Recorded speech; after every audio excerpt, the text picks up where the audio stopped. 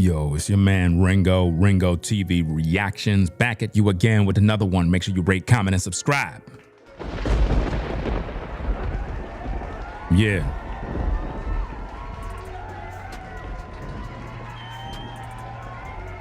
The #1 reactionary channel on YouTube. The most hated, never imitated, Ringo TV. Yeah.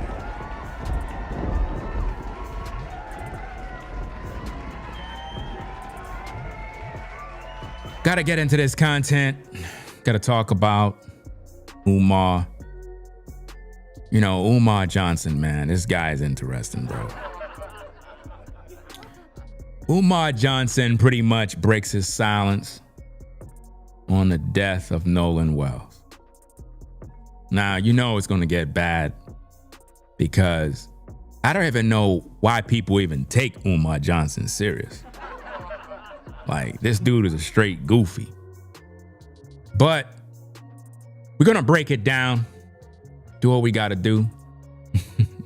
Welcome to the stream. As you come in, be sure to hit that like button, subscribe to the channel if you're new. On this channel, we provide the best commentary on YouTube, debunking the lies, breaking down the content to give the viewers what they need. Now, let's get into this thing. Again, be sure to hit the like button, guys. All right? Set this thing up. Welcome to all the viewers stopping by. Also, shout out to all my haters. Gotta show love to my haters. Make sure y'all stop by too. Cause you know I got haters, fam. My haters love me. All right, let's get to work. We got work to do. Let's see what we got here. Let me set this thing up. Now there go Goofy right there. Dr. Umar Johnson. Did he finish that school yet? Let's find out what he's saying, fam. Now, keep in mind, guys, let's set the stage for what's going on here, because you have a lot of people on YouTube, right? They act like they're authorities. They act like they're the authority when it comes to Nolan Wells. You got grifters. You got a bunch of people playing sides, acting, playing. All these YouTubers are fake. All of them are full of shit, when I tell you guys. When you come here on Ringo TV, understand that I'm giving you the real. All these content creators is full of shit. All of them. They play on your emotions. You got the so-called pro-blackity blacks. Just a group of hustlers. They're no different than your Christian pastor. They come on YouTube, they be like, sundown towns. I saw a ninja in a sundown town. He was hanging from a tree. Oh no. I saw a ninja hanging from a tree in a sundown town. This is what they do, guys. And it's very frustrating, guys, to see this type of stuff. And also, it's thunder and lightning. Keep in mind, guys, I'm in a rural area. Sometimes when you have these type of storms, the electricity go out. So if you see the power go out, guys, that is normal. That's not God judging me. Because, you know, you have a lot of people on social media. They always want God to judge me. You see them, they be like, yeah, God is going to get you. I cannot stand him. I cannot stand him. It's funny how Negroes can't stand me, but they can't get the gangs out the black community.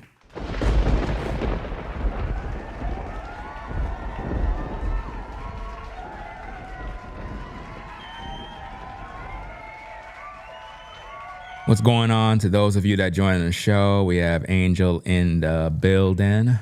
Lori, what's going on? MWL. I don't even know how to pronounce this, but shout out to you. Monica. Let's get to work. Let's get to work. All right, guys, let's play the tape. Let's see what Dr. Umar got to say. Shout out to Caramel Kimmy Kim. See you in the building. Let's go. Dr. Umar, happy to have you back, man. What you been up to, yo? It's been a while, yo, since I had you on the platform. Yes, just taking care of business, fighting for the school, you know, doing what I do, helping the parents with their children. He said he's fighting for the school.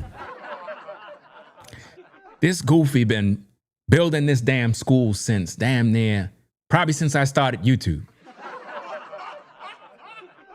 Like I started on YouTube from 2006. I don't even know when this goofy started talking about school. And then he was lying, talking about he's a descendant of Frederick Douglass. This ninja ain't no damn descendant of no Frederick Douglass. It's a straight goof with this Pan-African bullshit. Nobody don't want to hear that nonsense. When have any of you so-called black folks seen Dr. Umar in the hood? When? When have you ever seen this ninja pull up in the hood and preach that Pan-Africanism garbage? Nobody ain't listening to that mess.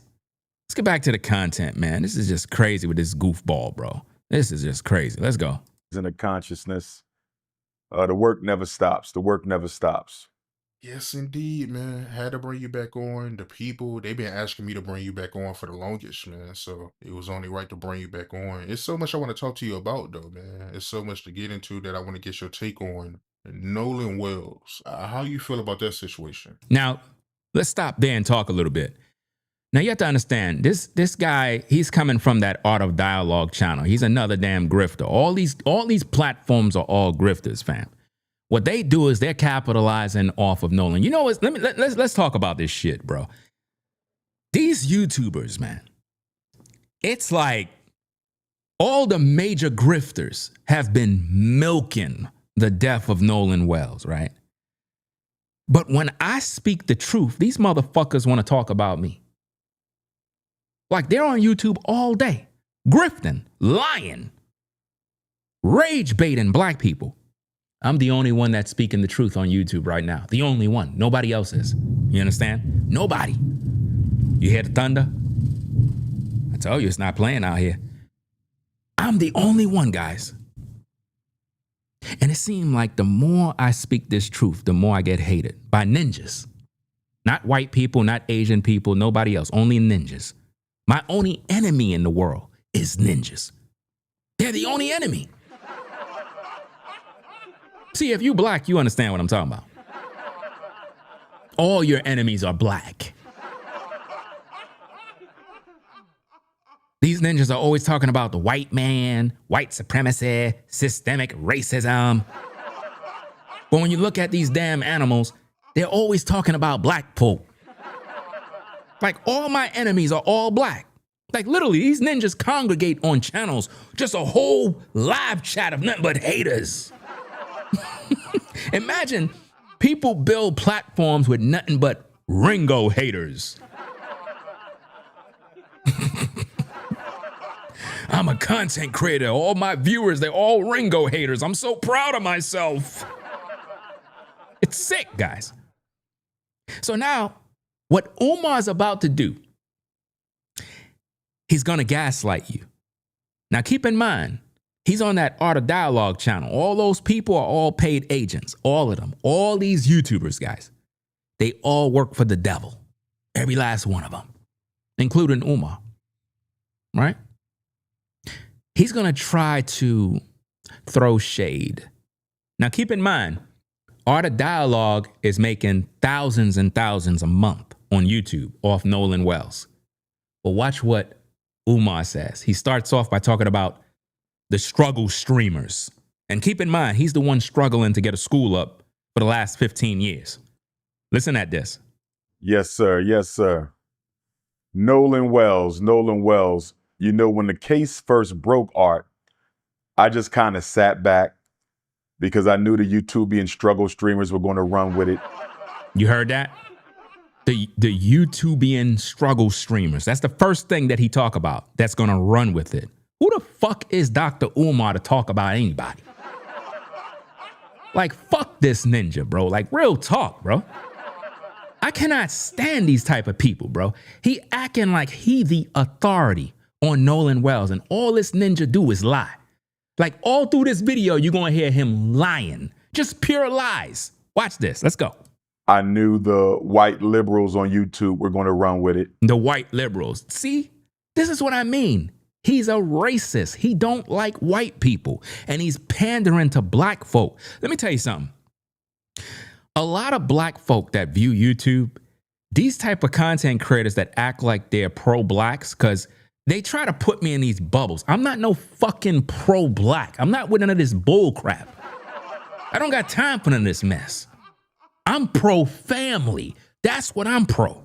Family. That's what I do. I'm a family man. I'm not with all of this pro-blackity-black mess. I'm not with none of that garbage. That's a hustle. That's no different than a pastor telling you that God is going to bless you. Amen. Jesus.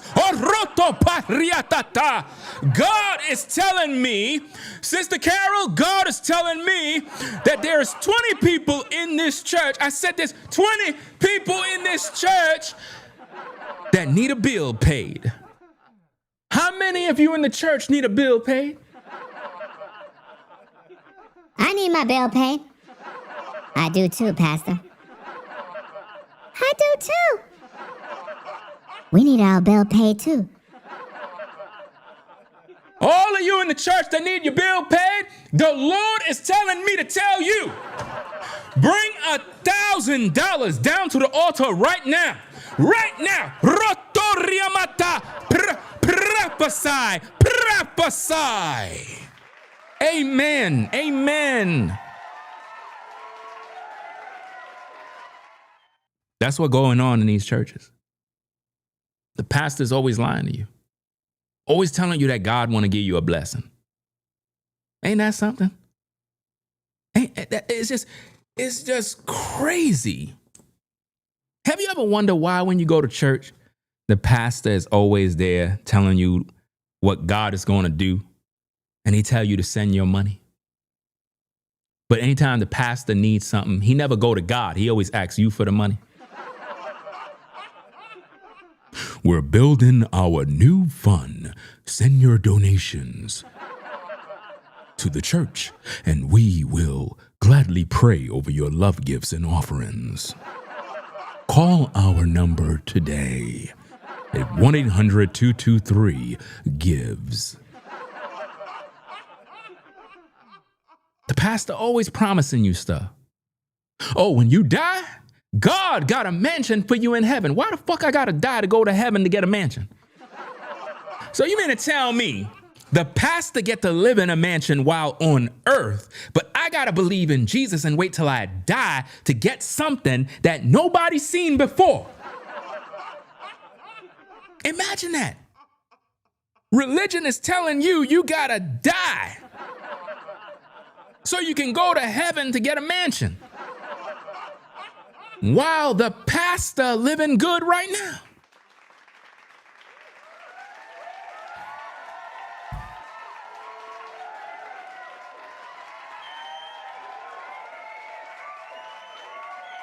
It's crazy out here, gang. But anyway, we're going to have more fun. Let's get back to Umar Johnson as he gaslight the viewers. Let's go.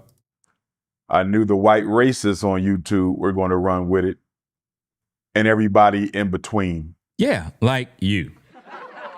It hurts my heart. It don't hurt his heart. He don't care about Nolan. He don't care about the family. Art of Dialogue most likely cut him a check. When you have people like Umar Johnson and or Charleston White or any other guy on your podcast in order to do these type of interviews, the person who runs the platform cuts a check. You understand? You just don't come on there and you leave empty-handed. You got to understand the business of YouTube. It's all about making money. Nobody gives a fuck about Nolan Wells, guys. I'm just telling you the facts. This is why they hate me, because I damn near speak the truth, raw and uncut. That's why they all piss, because everybody is acting like they care, but they don't. They care about the YouTube check. That's what they care about. None of these people care. Let's go. for Sister Christine, Nolan's mother. Notice he called her sister Christine, and she's not even a so-called African-American woman. He calls her sister, sister, sister. To have to see so many people using her son's name. You're using her son's name. You are using her son's name. Art of Dialogue is using her son's name. And all the grifters all over YouTube is using her name, the son's name. The news media is using the name. TMZ is using the name. Everybody's using the name. So what the fuck you talking about? See, when he does this, it's designed to make you think like, okay, Ringo's the problem. But have you ever thought that Umar is using his name too? Look at the views that Art of Dialogue got with this interview with Umar Johnson. I think it's damn near what, 300,000 views already? You know what that equals in dollars? And they talking about using the name? And they busy getting paid, but it's okay for them. Everybody else, oh, they're a problem. Don't let them deceive you, man. Let's go. And crisis and tragedy for clickbait. And that's one of the biggest reasons, Art, I kind of stood back. You don't, listen, nobody don't care if you stood back. Listen, Umar, when you speak, you're just entertainment. Nobody's listening to you to get answers about Nolan Wells. Like, let's just be real. You're the guy who can't even get a school off the ground. You done robbed the black community. You robbed the black woman year after year. They've been financing your school, and you have, where the fuck the money go? Millions of dollars been given, and you still ain't do a damn thing yet with this school. It almost reminded me of the Freddie Gray police unaliving in Baltimore back during the Barack Obama era. When Freddie Gray lost his life to those police in Baltimore, everybody rushed to Baltimore. They did the same thing with Michael Brown in Ferguson, not because they necessarily cared about the tragedy, but because they wanted to benefit personally from it. And so I stayed away from Ferguson. You see what he's doing? He's acting like he stayed away from it like he didn't want to benefit, but he benefiting right now. Are y'all seeing? He gaslighting you. Putting on these so-called dashikis and all this other stuff. Bro, nobody ain't buying this bull crap. Behind that stuff is a joke. If a white woman was in front of this nigga naked, he would fuck her. Period.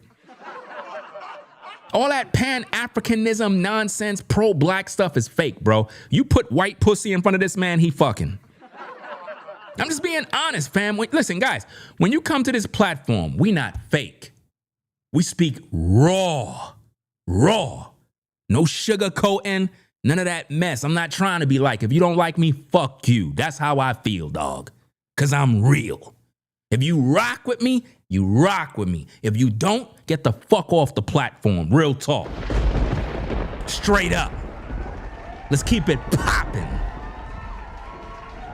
Let's keep it hot. Let's get back to the content. Hit that like button. I stayed away from Baltimore, and I stayed away from the Nolan Wells situation for a while because I didn't want to look like. You didn't want to look like? What do you mean you didn't want to look like? Art of Dialogue and you and all these other race hustlers have been grifting off the Nolan Wells case for over a month. What are you talking about? You didn't want to look. Stop trying to act like you innocent. You a grifter just like all of them too. Let's go. So many other people who just jumped in to have something to say to you. This is content. This is YouTube. What are you talking about? Everything is content. I mean, this dude not making no sense. One thing I cannot stand, bro, is when a ninja is acting as if making content is a crime. YouTube is all about content. That's why all of y'all here right now watching. If you didn't want to watch, what you here for? Because it's all about content. He over here gaslighting the viewers like anybody that talk about Nolan Wells like we got some sort of issue. Yet he's on the grifter channels. Think about that, gang. Use that young man's loss of life for clickbait and views.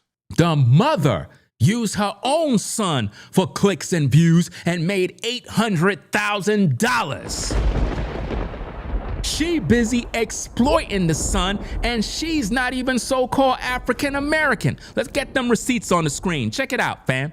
This is Nolan Wells. This is the guy that the so-called black community is going crazy over. You see his preference? He loves the white woman, right? Y'all call him African American. But what you don't know is Nolan Wells is a Filipino. That's what you don't know. Did you also know that your girl Christine was outed by Sarah Fields? Sarah Fields exposed the documentation showing that Christine had 3 other kids that was basically given up to some other man she was with. And guess what? Fun facts is she was also pregnant with Nolan Wells at the same damn time, which means she was most likely cheating with that particular man on the side while she was with the dude that had the 3 kids with her. Make that make sense. Make that make sense. Dude got custody of the 3 kids, but she up online acting like she mother of the year. Uh-oh. Y'all didn't know about that? Oh, we're going to get to those files that Sarah Fields put out there. Best believe about that, fam. Let's get back to the content. Check it out. For all of you folks that keep thinking that Christine is African American, take a look at this, fam. This is Christine, Nolan Wells' mom's family. And for all you fucking FBA out there talking ish about Ringo TV, why ain't y'all talking about this? Y'all talk all of that pro-blackity-black garbage, but yet y'all out here fighting for a Filipino who's not even African American. Y'all looking crazy. Check it out. That's her family. She's not black. She is Filipino. You understand? That's where the money going, fam. Y'all over here hating me while supporting a woman who is grifting. You know what's a real tether, you dumbass? This is what a tether is. Do you see what you see on the screen there? She is not African American, but she's posing and using the plight of black people in order to enrich herself by hiring a civil rights attorney. How the heck you gonna hire a civil rights attorney for a Filipino? Make that make sense. Make it make sense. Whose civil rights were violated? Why would you hire a civil rights attorney and you didn't have no civil rights violated? Make that make sense. Come on now. Look at a family tree, fam. Do that look like African Americans? Is this African American? Somebody tell me, are these folks African Americans? No, these are Asians, bro. These are Asians, fam. The other day, you had the young brother that got gunned down by the so-called Asian man child. And guess what? The black community was talking about we boycotting Asian businesses. Well, look what happened. Once y'all started talking all that crap about boycotting, the powers that be gave you the Nolan Wells case. And guess where all your money went? To Christine's GoFundMe. All that money went right back to the Asian community. You getting played. Come on now, dog. Come on, man. It's crazy. Check it out. Are these African Americans? Somebody tell me. Are these African Americans? You got people all over YouTube calling me tethers and all. Man, fuck y'all, bro. This is what a tether is, fam. She's posing like an African American, but yet she is Filipino. And I don't got nothing against anybody that's Filipino, but you ain't gonna be out here acting like you African American, posing like you are going through the struggle of the so-called black man, black woman. That's what Christine did. She grifted off the black community and she got over 800,000. She got a free funeral and she had Colin Kaepernick pay for the so-called independent autopsy for free. Think about it.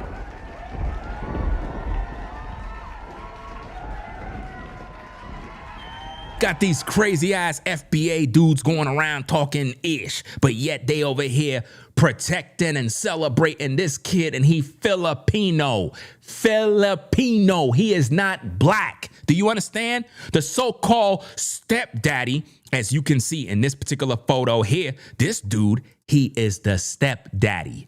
That's the stepdaddy. That's not his damn biological father. He is the stepdaddy. Do you understand me?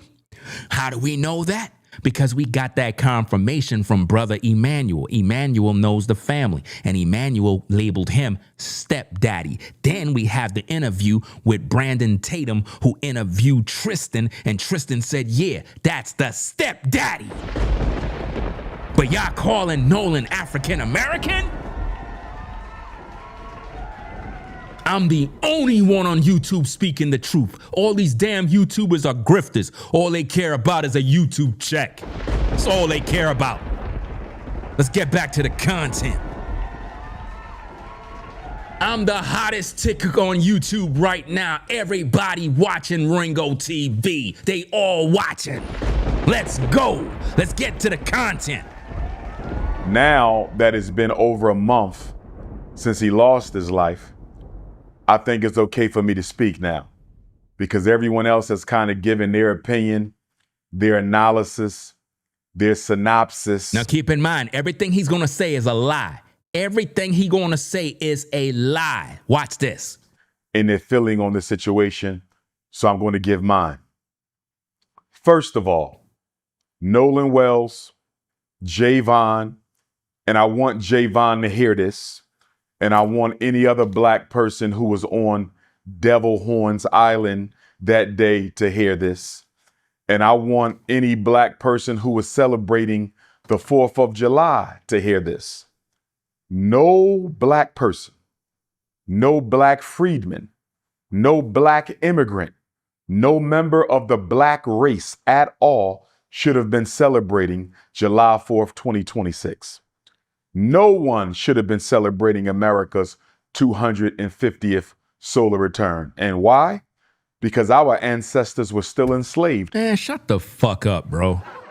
I cannot stand these folks that always want to talk all this stuff about our ancestors, we did our ancestors, slavery, white supremacy. When you gonna get the school done? When? You want to keep everybody in the past talking about slavery, our people was in, man, stop. Should we all leave America too? Should we just stop doing everything? Bro, this is crazy, man. On July 4th, 1776. So why are we on White Devil Horns Island anyway, celebrating George Washington and Thomas Jefferson and Alexander Hamilton? Do you see how he's a racist? He has a problem with white people. Do you see that?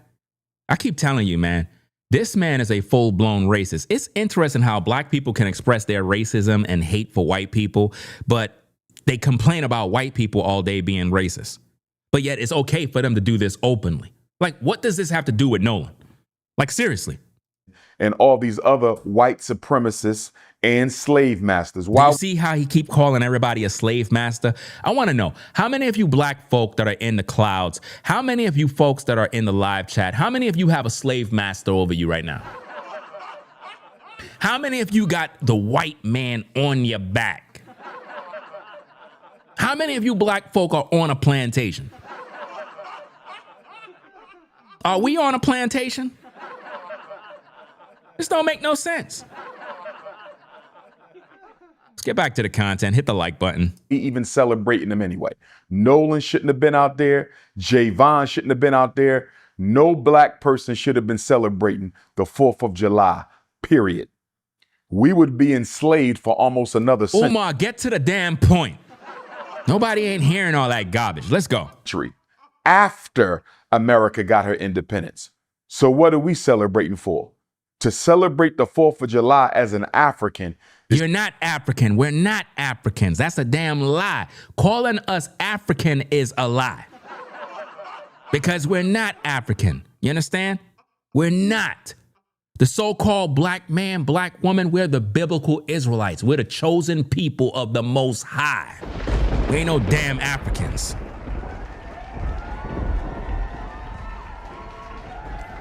That's how you know that Umar was sent by the devil, because he keep calling you Africans. African come from the seed line of Ham. We don't come from that seed line. We don't come from Ham. So by him calling you African, he's trying to hide your true identity, fam.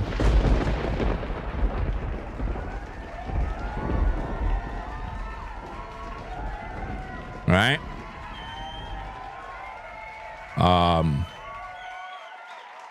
Let me read these super chats. Says, thanks for having the intelligence and courage to speak the truth on this topic. Oh, I definitely have the courage to speak. I ain't afraid of nobody on social media. Let me see. And shout out for the 5 and the 2. Says this moron is a grifter all the way around. Okay. Appreciate you guys supporting the show. Be sure to hit the like button, guys. Definitely hit the like button. If you're in the clouds viewing and you like the show, hit the like button. If you like the realness, hit the like button, guys. Hit the like button.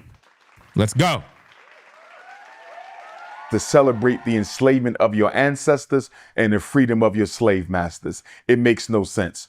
Now, with that being said, I'm not blaming Nolan in any way, shape, form, or fashion for his loss of life.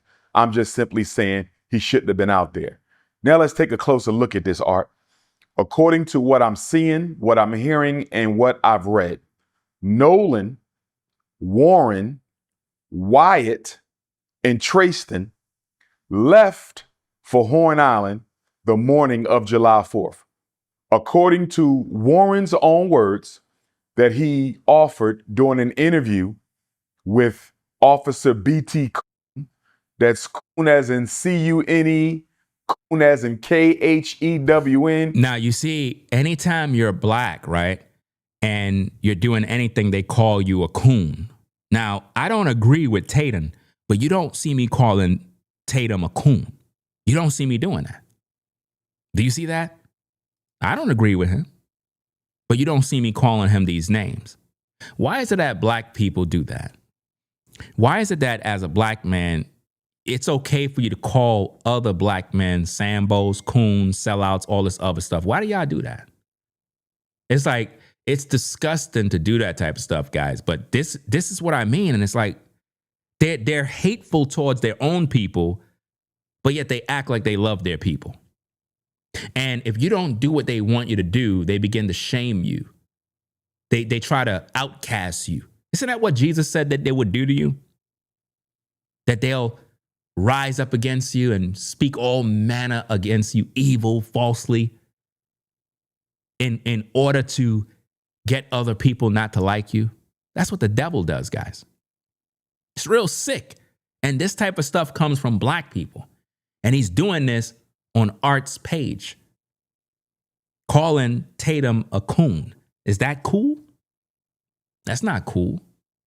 But it's okay to do when you're black. That's the type of hate that blacks extend towards others just because they don't agree.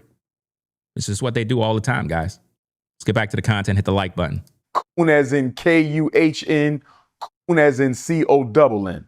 So Warren did a sit down with Officer B.T. Coon. And as we all know, B.T.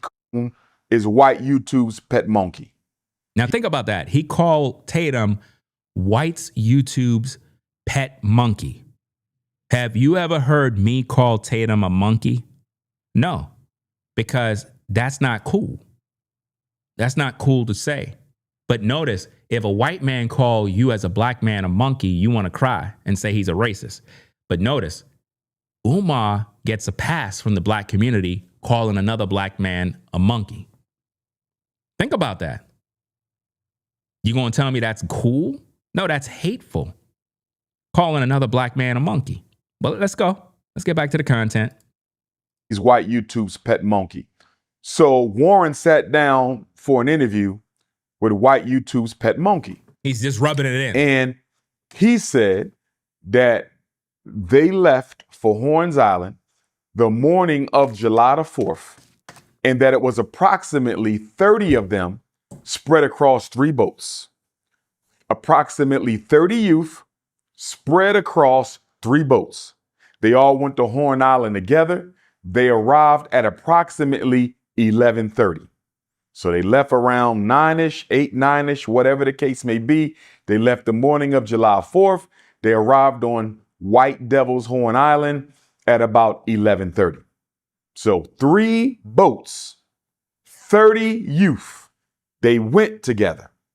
I'm not clear on whether the 3 boats came back together or not. That's another question that I have, Art.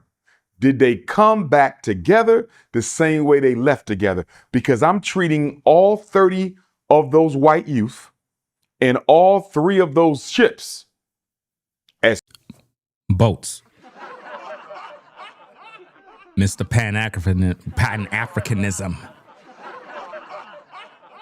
They're boats, not ships. crime scenes and as suspects. All 3 ships are potential crime scenes.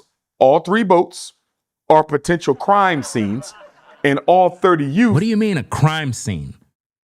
What are you talking about, a crime scene? See, this is what I mean.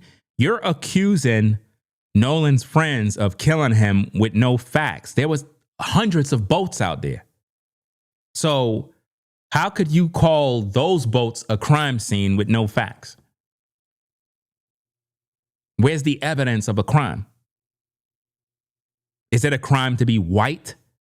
Is that what it is? Because last time I checked, black folks are the only one who say it's a crime being black. He's literally blaming Nolan's friends for killing him with no facts, guys. This is sick. Are potential suspects. I don't know why Jackson County Sheriff Ledbetter or Jackson County District Attorney Mulrath, I don't know why they decided to separate the boat that Nolan was on. Warren's boat, I don't know why they separated that boat from the other 2 for purposes of investigation and analysis.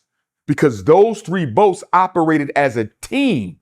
And since they went out there as a team, and it hasn't been made clear to me whether or not they came back together as a team, all 30 white youth and all 3 boats should have been part of this investigation, not just the 1 boat. That is my first big issue with this case. Who decided to separate the other 2 boats? What the fuck he saying, bro? Like, this dude is a goofy, bro. Like, what's your point, bro? You're not making no sense. Like, you could tell that Umar don't know what he's talking about. Like, he haven't been involved in this. He haven't even studied the case. He don't sound like he have any knowledge of what's going on. He have limited knowledge because he's not making no sense. In the other 20 or so youth. I got a problem with that, Art, because according to the Cajun Navy, they have no GPS information on the other 2 boats, Art. They have no GPS information on the other 2 boats. Now let's get into this. According to Warren and Nolan's other so-called white friends, they decided to leave the island around 4:30. So they were roughly on White Devil's Horn Island from 11:30 to 4:30. Why you got to keep saying White Devil's Island? Like, why you got to rub that in? Like, why? See, this is why people won't take you serious, Umar, because you clearly got an issue with white people. Do you know how to do business with people? Do you know how to interact with other groups? Like, what do you, like, this doesn't make no sense. White Devil's Island. Like, why you talk like that? It is about 5 hours. About 5 hours. Now, one question that has to be asked, Art, why did y'all leave so soon? Because they party on Horn Island all day long. Y'all didn't leave at sunset. Y'all didn't leave at sundown. Y'all left after only being there 5 hours. That's a little suspicious, Art. And I haven't heard anybody ask any of them, why did y'all decide to leave after only being there for 5 hours? What about everybody, Umar? Did you ask everybody that was out there, all the other boats that left early? See, you're blaming his white friends because they're white because you're a racist. What does it matter if they left, what time they left? Who cares? What's the point? You're accusing people with no facts. It doesn't make any sense. See, what nobody wants to talk about is the fact that Nolan was drinking. You see that? You see that in his hand? Yeah. Nolan was drunk. That's why they're taking so long to release the toxicology results and the so-called autopsy. That's what we waiting for. We want to know what really went down. Because I already solved the case with Nolan. You know what I mean? He suffered from dehydration, a combination of dehydration, alcohol, possible drugs, and he drowned. It's just that simple. It's just that simple, guys. But the family of Nolan, they don't want to accept his death. They want to blame white people because Nolan's mom is a racist. You understand? She already knew that Nolan hanged around with white kids. They lived in a white community. You understand? So why all of a sudden now they want to be racist? Why? Why? Because she saw an opportunity to make money. That's why she hired Ben Crump. Once you hide the ambulance chaser, Ben Crump, you're after money, period. Because Crump is not trying to get a conviction. The purpose of a civil rights attorney is to get the family money, guys. Do your research on a civil rights attorney. His job is to get that family compensation. That's the goal. That's the goal. It's not to get nobody arrested. His expertise is civil rights. He's not a criminal defense attorney. Do anybody know this stuff, bro? Like, this is elementary, man.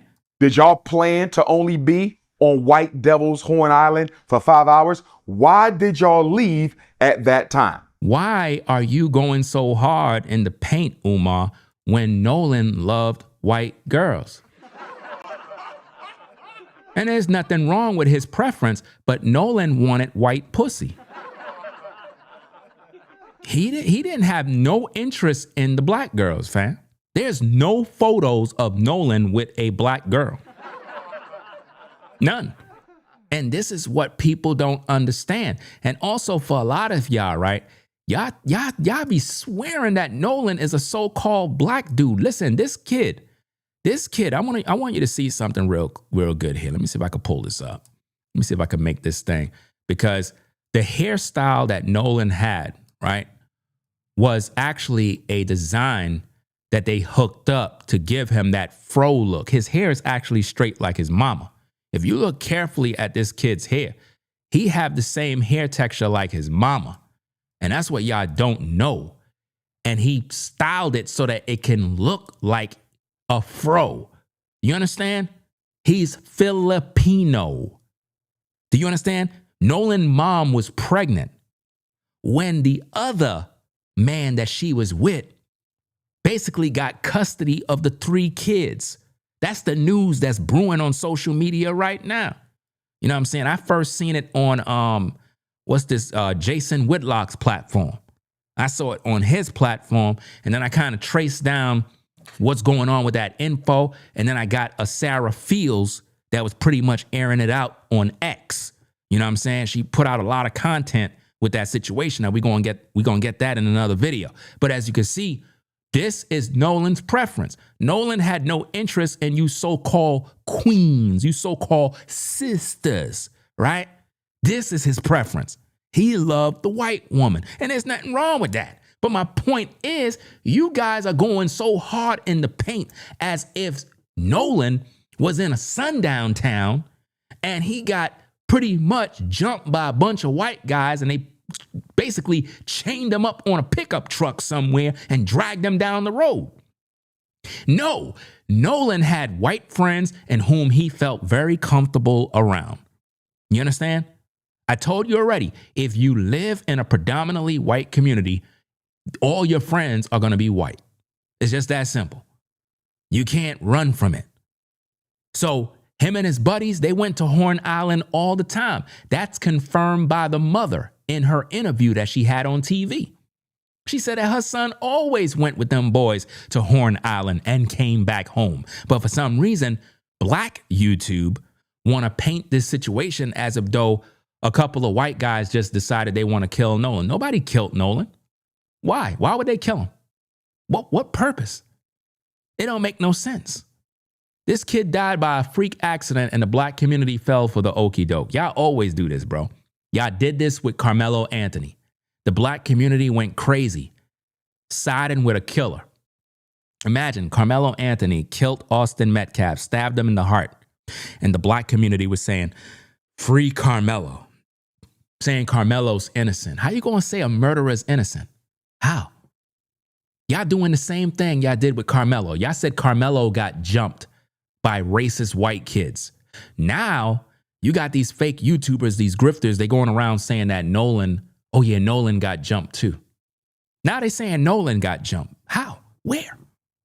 Thousands of people at that island. You saying that he got jumped and nobody saw nothing? I'm telling you, man, this is crazy. Let's get back to the content. Hit the like button. But we'll deal with that later.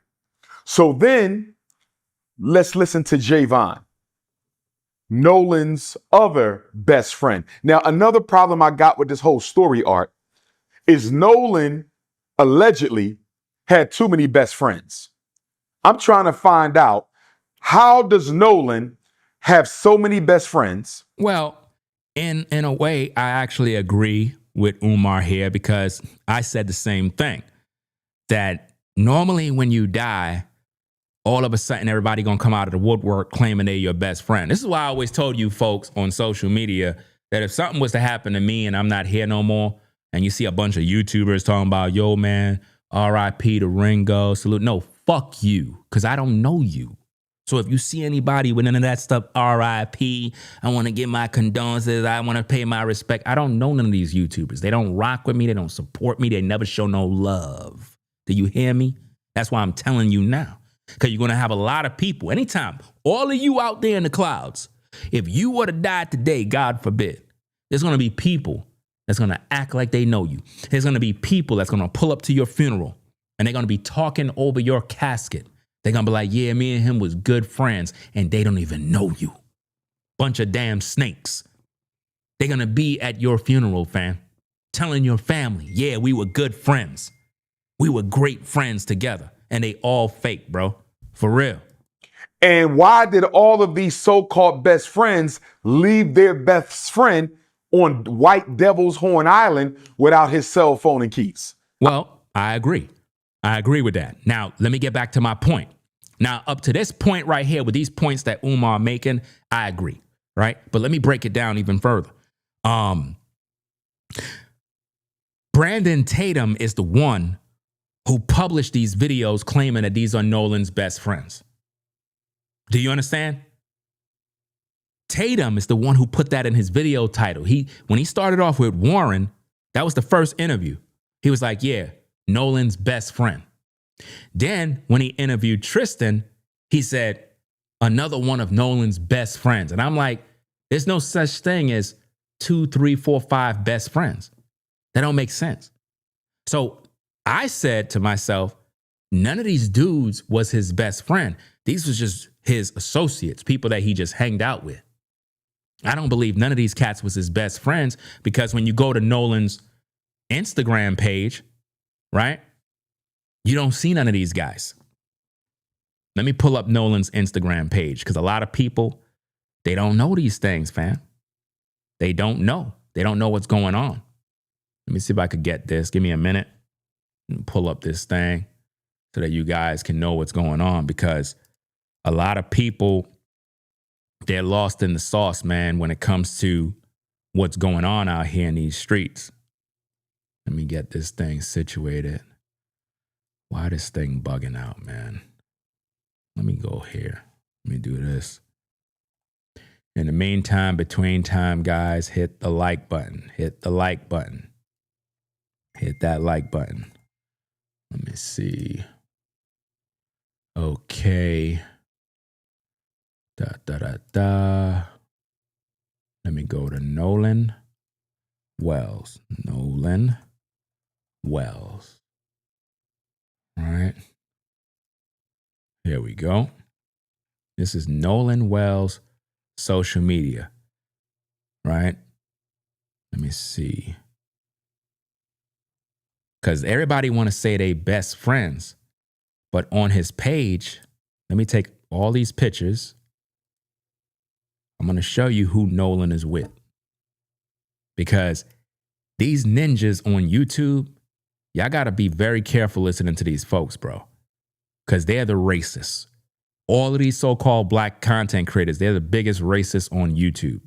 They hide behind their blackness, but inside they're full of dead men bones and all uncleanness. They hate white people with a passion. And if you're black and intelligent like me, they'll hate you too.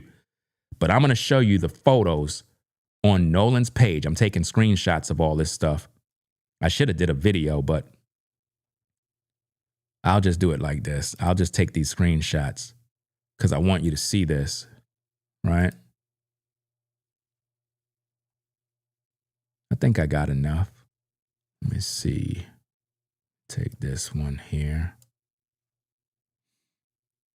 You got a bunch of damn photos here. I can't get all of this mess. I should have just took a damn video. I'm going to take a video of it. There's too many damn pictures. Too many pictures. Yeah, too many pictures. I'm going to take a video. Give me a minute. I'm going to do a screen recording of these images so I could put it in the video because it's too much. I'll be here all day with all that stuff. I want you guys to see what and who was on his page. Let me record this. Okay. All right, it's recording now.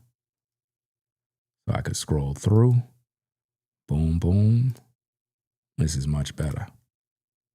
That way I can put it on the screen and you guys can see it for yourself to see who was in the photos, right? Okay. Da, da, da, da. That's it? All right. Let's go back here. All right. That's about it. Okay, let me add this into the live. Oh, there's one more thing I want to do because a lot of y'all keep calling this kid African American, and I keep telling you that he's Filipino, right? And this is directly from his page, right? Let me see. Let's take this off. Now let's add this into the video. Now check this out. This is Nolan Wells' Instagram. Do you see anything interesting about this image? Let's blow this up. You see? Nolan Wells. What do you see right there? You see the Philippines flag. You see that? Right on his Instagram, fam. Nolan Wells identifies as Filipino. Do you see that? He don't say, hey, I'm African American. He don't say, hey, no. He represents the Philippines because he's Filipino. I'm telling you, man, I show all facts and I get hated by people. It makes no sense, bro. Absolutely crazy. I can show you guys receipts all day and y'all still end up hating. Don't want to give me my flowers and my respect for the research and the work that I do. That's why all these YouTubers are jealous of me, fam. They hate me with a passion. With a passion, bro. Let's add this into the video. All right. Let's add this. Da, da, da, da. That way we could look at his Instagram. I think Warren is in one of these photos, right? But as you can see, Nolan's buddies are all white. You see this? And then if you scroll through his page, you'll be able to find people who comment that might be his friends, right? Let's see what we got next. You see the stepdad right there? That's the stepdad. All right. Let's keep going. Now check it out. You see? Nolan with some white folk. It is what it is. You see him with his Asian mom. Is that an African-American woman right there, guys? No, that is a Filipino. And that's his stepdaddy. That's not his biological father. That's why Christine don't want to answer those questions. She don't want the world to know the truth. She don't want y'all to know the truth, because if y'all know the truth, then it messes up the grift and she can't make money. That's why she's avoiding these issues. You know, she don't want the world to know the truth. All right. You see Nolan again with his buddies. But the black community is acting as if though a bunch of racist whites decided to kill him. These are his buddies. That's who he hanged out with all the time. You know? Let's go. Right here. Let's see. It looked like Warren is in this image. Let me see.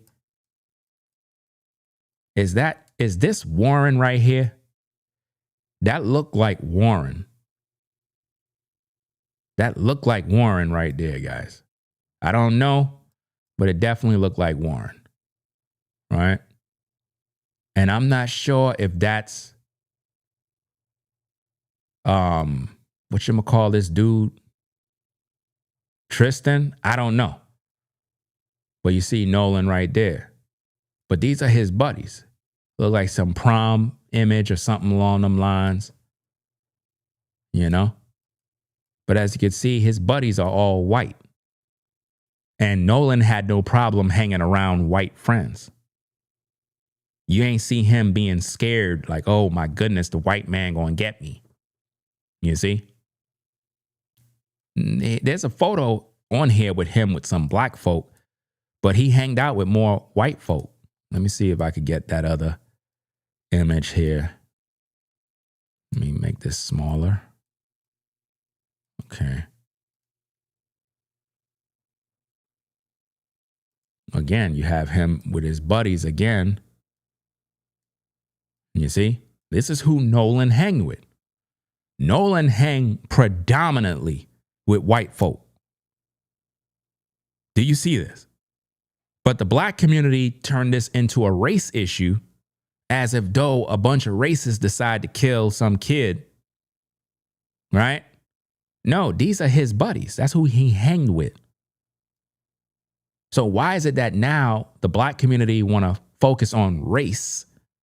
Nobody was focusing on race when he was hanging with these buddies. You know? I don't know who this is. Got to find out who are all these different people in the pictures. Because that ain't no damn girlfriend. I know that. Let's go. Okay. That gotta be, this look like Warren, man. I don't know. Probably not. I don't know. I could find out if I click on the image, but I didn't do all of that. I'll find out another time. But that kind of looked like Warren. Let me see. Let's keep scrolling.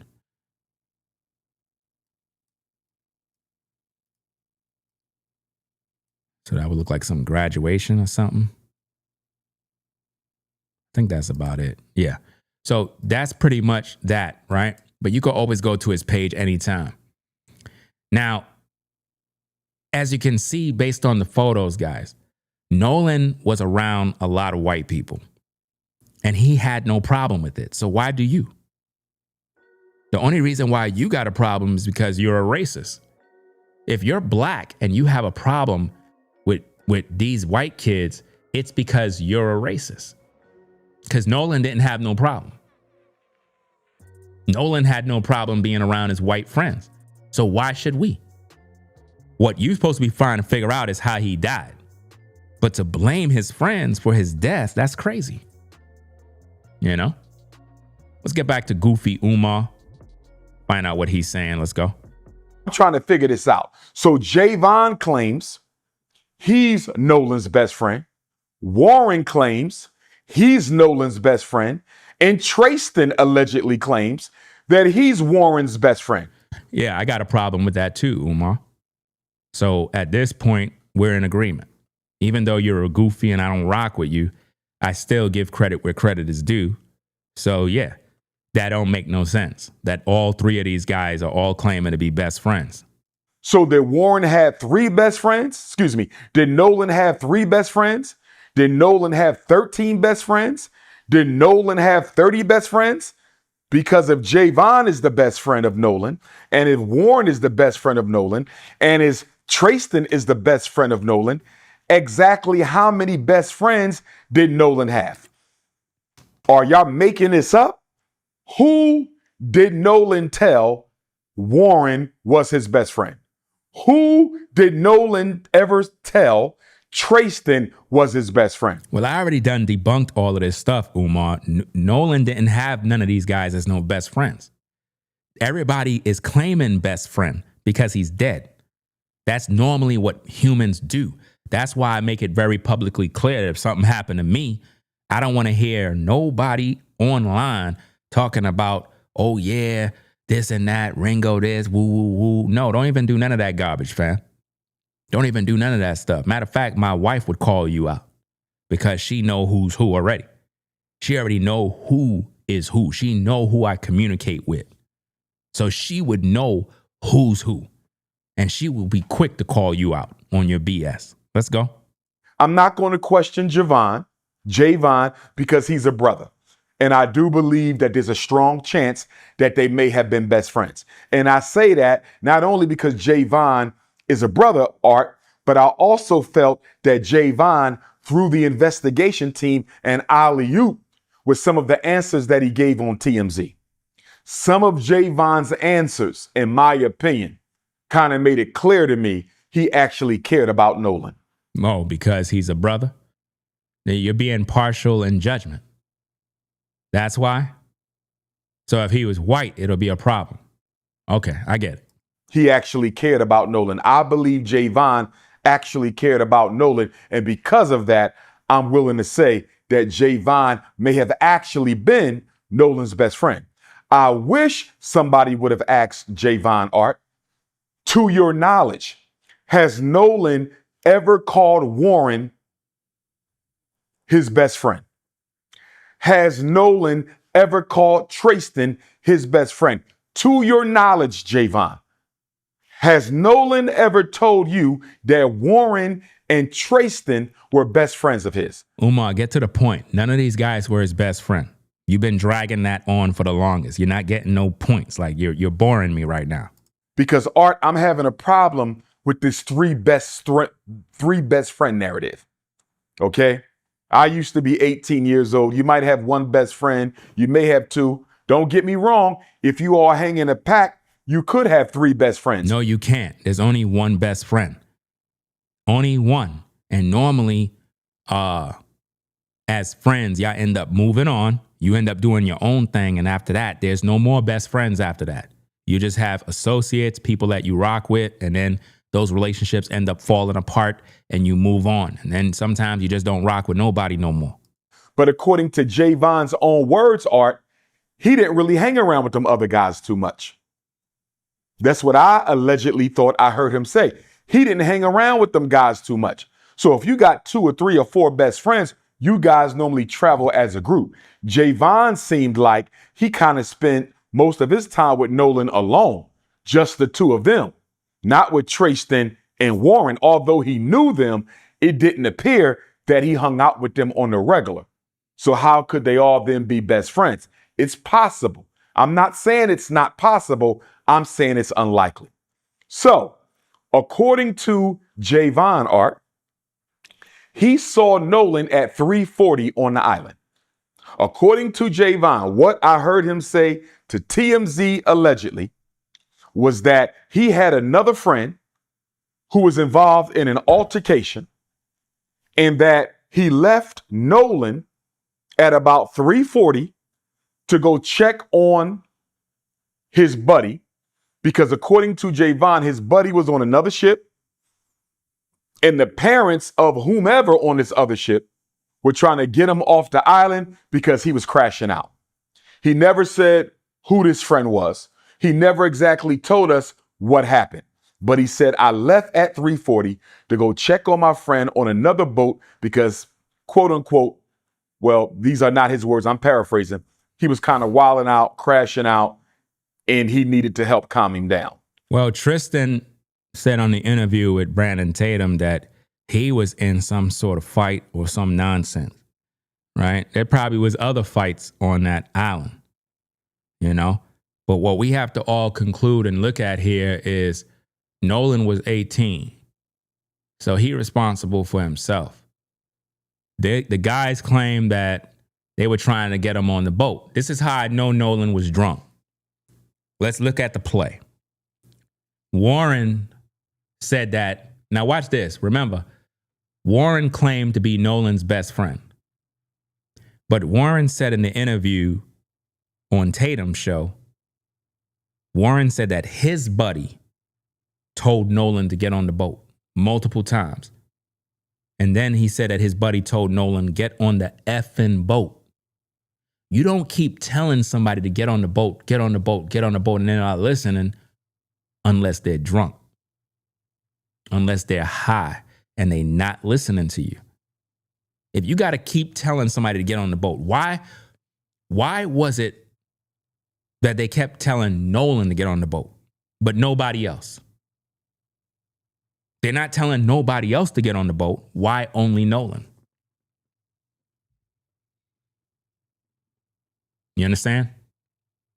So I'm looking at this thing like, I believe, and here's the thing, I can't blame none of his friends for killing him.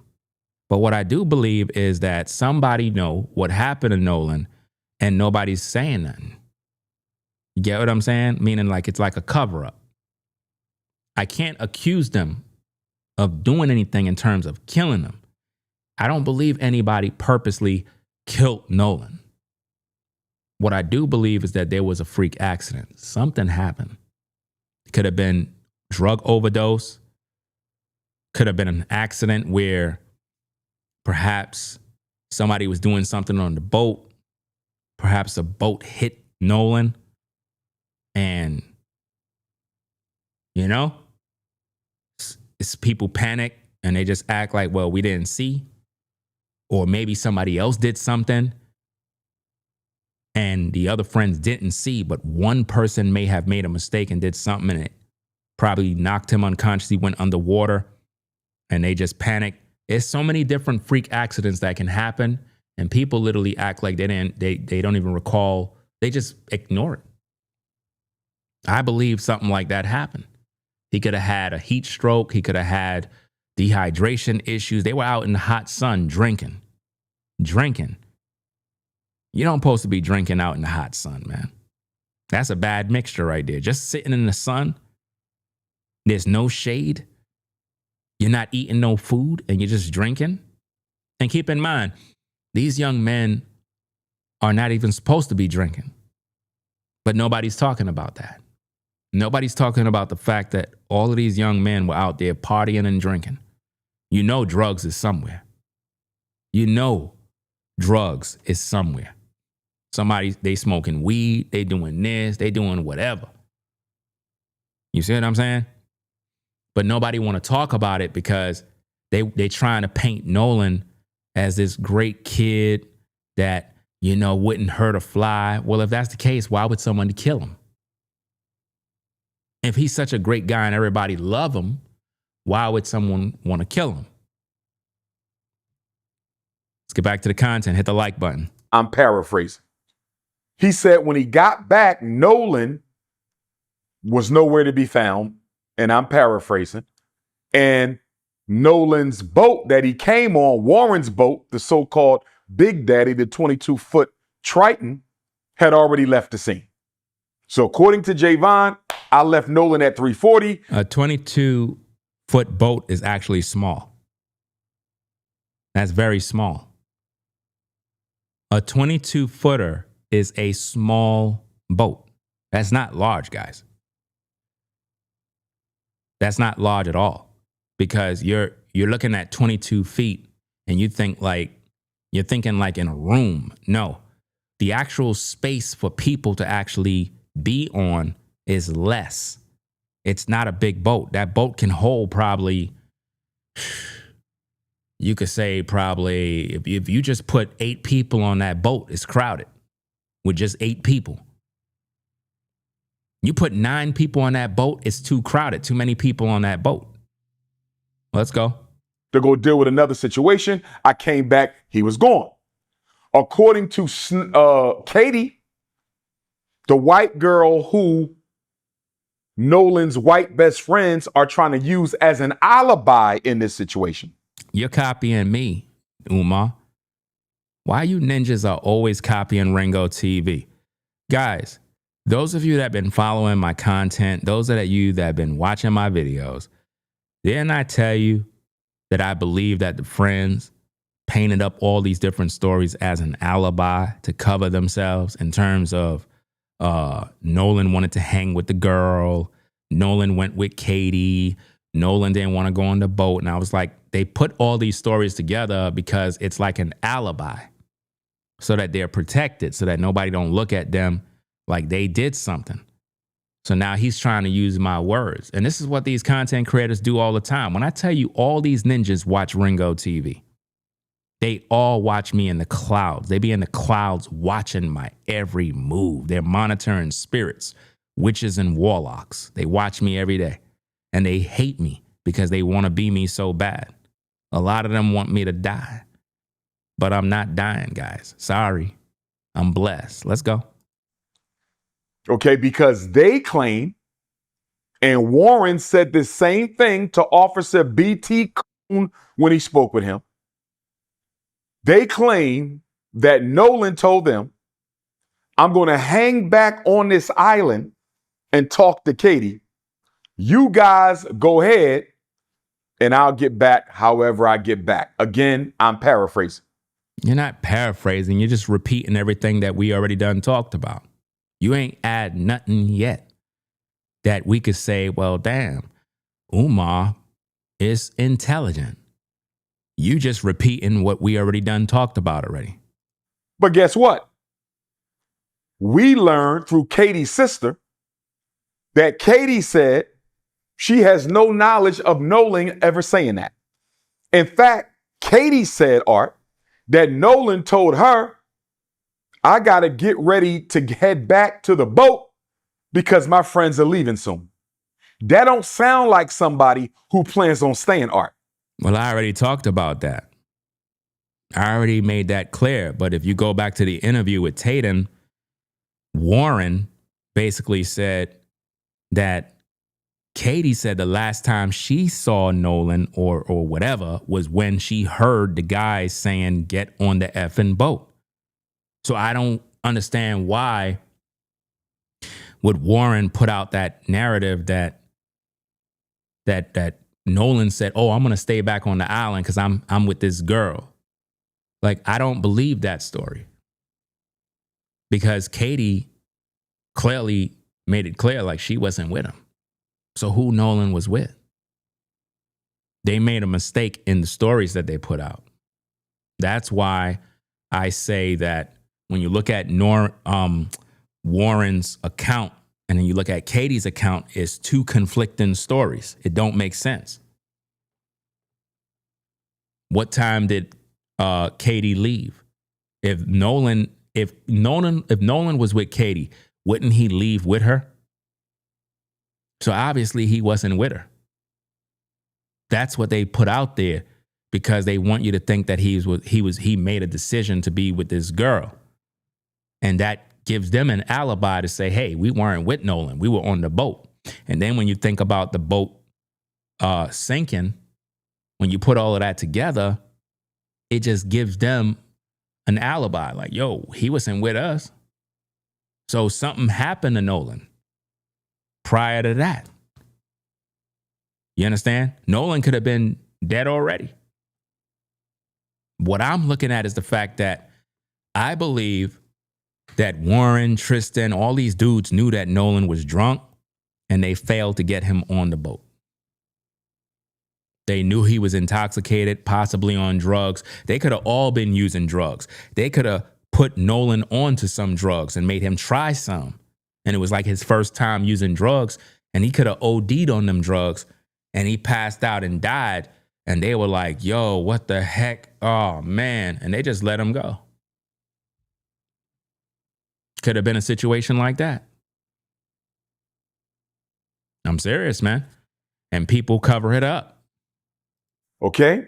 According to her sister, Katie said Nolan told Katie, it's time for me to head back to the boat because my friends are going to be leaving soon. As far as I'm concerned, Art, Javon and Katie both threw us an alley-oop.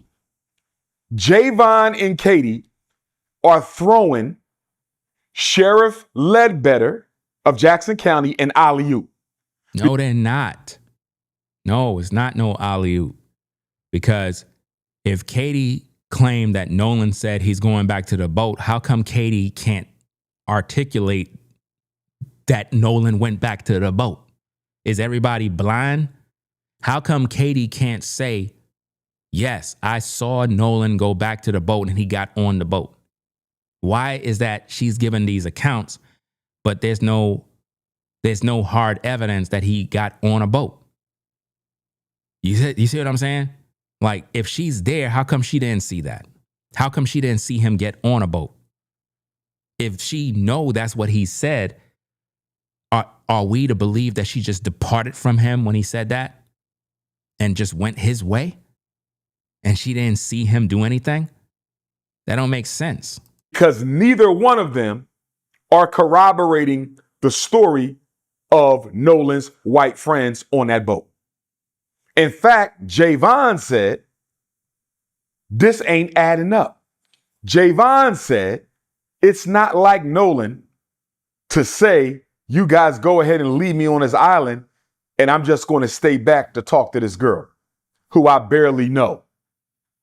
Well, that's a good point. We already talked about that in previous videos as well. And at first, when I was covering the case, I didn't think of it as anything. I look at it as, Nolan is with this chick. He trying to get laid. You know what I'm saying? He going to fuck on the island, get some head, whatever the case is. You know what I mean? Because he's with the shorty. So you figure, okay, you guys can go. I'll stay on the island and chill with shorty. I don't really care about my phone right now because I'm just doing me. I figure everything cool. But then I started to think, I'm like, wait a minute. If you know your buddy is drunk, he drinking, he with this girl, and you guys are leaving, why would y'all leave and not? First of all, why would y'all leave and just leave him behind? If you know he drunk, you're supposed to make sure no man left behind and say, yo, bro, we're going to put you in this boat. We're going to put you in the boat either way. Because how many of y'all ever went to the bar and one of your partners in them, you a brother, one of your mans in them was drunk. Y'all had to get him in the car. He bugging. Y'all had to grab him. Bro, you coming with us. You had to physically get him into the car because he drunk. You see what I'm saying? Some of you ladies, you've been out, happy hour. One of your girls is acting stupid. You had to get her in the car. You don't leave her at the bar drunk. So why the friends didn't just put him in the boat? Why didn't they just manhandle him and put him in the boat? Like, yo, bro, you coming home with us. We ain't leaving you behind. That would have been the first option. But now if he insisted on staying, you can't force somebody to want to leave if they decide to stay. But at least you could give them back their phone and say, bro, if you staying back, yo, here's your phone, man. In case anything, yo, give me a call, bro. We'll come back down, whatever. But to leave them with no phone, that's suspect. At first, I didn't think it was an issue. But then the more you start digging into the case and you're like, you left this drunk kid on an island by himself with no phone? That don't make sense. What if Nolan was on the island and he passed out, probably fell asleep? Like literally he on the sand, he get up. It's like, oh snap. Damn, nobody ain't here. And he the only one on the damn island. Everybody left. He there asleep. He don't got no phone. He figured, you know what? I'm going to try to swim. I'm going to try to swim back to the shoreline. Yeah. I think I can make it. Because, you know, they going around YouTube saying that Nolan was a great swimmer. Guys, you could be the best swimmer in the world. When those waves get you, you ain't going to survive. Doesn't matter how good of a swimmer you are. So that's why I don't listen to that nonsense about he was a good swimmer. A lot of good swimmers die. A lot. What's this other brother that died, man? What's this guy name? Is it Jamal Warner? Was he the one that had died? Drowned or whatever the case is? He was supposed to be a good swimmer. He was a good swimmer too. And he was black. He drowned and nobody don't know what happened to him. Do you get my point? I think that's his name, right? Jamal Warner. Let me see.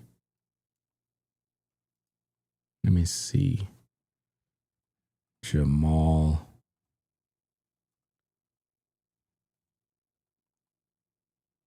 Warner. I don't know. Yeah.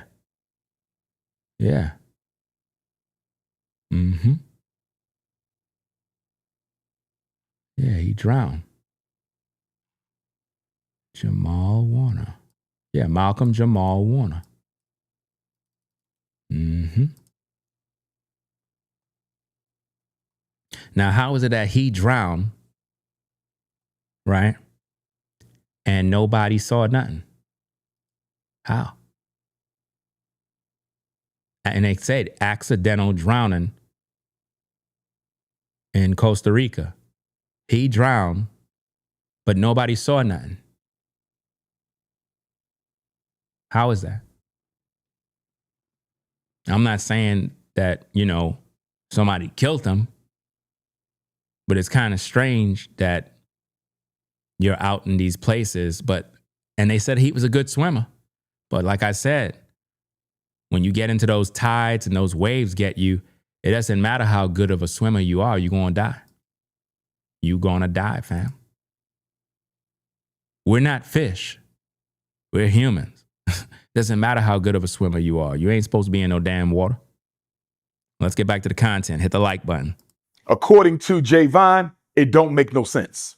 Javon ain't stupid, Art. That's his friend. He know damn well Nolan didn't tell them that he was going to stay back on that ship. And then Katie, I'm going to give a little bit of respect to Katie on this situation. Because as a white girl, Art, for her to come out and say that is not what happened, for her to come out and say that Nolan told me I got to get back to the boat because my friends are leaving, for her to say that, Art, that took a little bit of courage and honesty. No, it didn't. That's just her covering her ASS. Because if you really think about it, guys, when Warren did the interview on Tatum, he threw Katie under the bus. He didn't have to bring Katie's name. When Warren said, oh, Nolan stayed back with Katie, he ain't have to say Katie's name. All he had to say is Nolan stayed back with a girl that I guess he was messing around with. We don't got nothing to do with that. But no, they mentioned her name, threw her under the bus so that it could separate them from Nolan. And now they put the ball on Katie's back. In other words, hey, we're not with Nolan. Katie was with him. Talk to Katie. Katie should know what happened. That's what they did. They shift the blame. That took a little bit of integrity. Now, don't get me wrong. I don't want to give her too much credit because she is trying to clear her name. What Katie is basically doing, Art, is she's saying, listen, y'all did whatever y'all did to Nolan. No, that's not what she's saying. That's what you're saying. Because we don't have no proof that anybody did anything to Nolan. So we can't say that's what Katie said.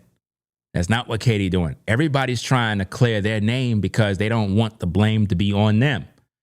Warren was wrong to even throw Katie under the bus. You know, Warren is wrong. He should have never mentioned her name, but he did that because he wanted to throw us off so we could focus on the white girl. Like, oh, Nolan was with the white girl, so yeah. The white girl probably set him up, y'all. Warren and them, they innocent. They ain't do no wrong. But see, I don't trust none of his friends because I don't know them. I don't know what went down. That's why we need that autopsy results. That's why we need some real footage or something to pop up. Somebody got something, man. You mean to tell me everybody at Horn Island, everybody drinking and partying, but nobody recorded no video, no memories, no nothing? Like, what kind of party is that? That don't even make sense. But you're not going to add me to the narrative. I'm not serving as nobody's alibi. I'm not helping nobody get out of this situation.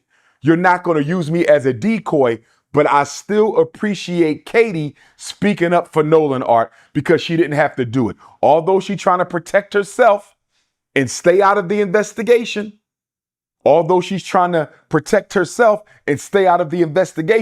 I appreciate Katie for letting the world know Nolan told me I got to head back to the boat because my friends are getting ready to leave. Now, according to Katie Art, she spoke to Nolan sometime between 3 and 4:30. Now, her window appears to be wider than everybody else's window. So Javon's window is much smaller. He said, I saw him at 3:40, went to deal with another situation. By the time I came back, they were gone. Katie said I spoke with him between 3 and 4:30. And I allege, Art, one of the reasons that Katie is making her window so wide is she trying to leave a little bit of wiggle room for Warren and them to get their story straight, allegedly. I think Katie trying to leave a little bit of wiggle room for Warren and them to get their story straight, Art. Now, according to our sister Christine, and my heart goes out to Sister Christine, Nolan's mother. Do you see how you keep calling her sister? Identifying her as a so-called black woman? I already done showed you guys the receipts that she is not a so-called black woman, that she is Filipino. That's her Filipino family. Do you see that? That's where the money go, right? Stop calling that woman a black woman. It's a major grift. Let's go. My heart deeply goes out to you, Queen. How is it, Umar? Now watch this, gang. Let me pull this up. I'm going to show you how Umar is a fucking hypocrite, right? Watch this, gang. Let me go get this info real fast, right? Let's get this.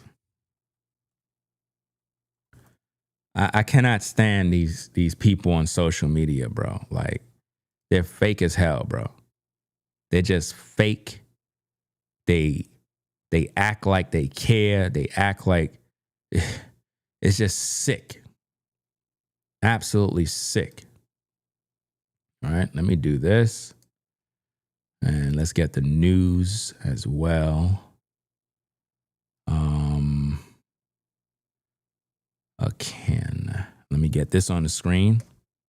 Because what I don't like about social media, guys, is the fact that a lot of these black influencers, right? They act like they care about these stories, but they really don't. Nobody's talking about a Ken Liverpool. Nobody's talking about that brother that died. And he's black. I don't hear Umar Johnson talking about that. Why? Why Umar Johnson not talking about a Ken Liverpool? Why he's not talking about this brother? Because he drowned just like Nolan.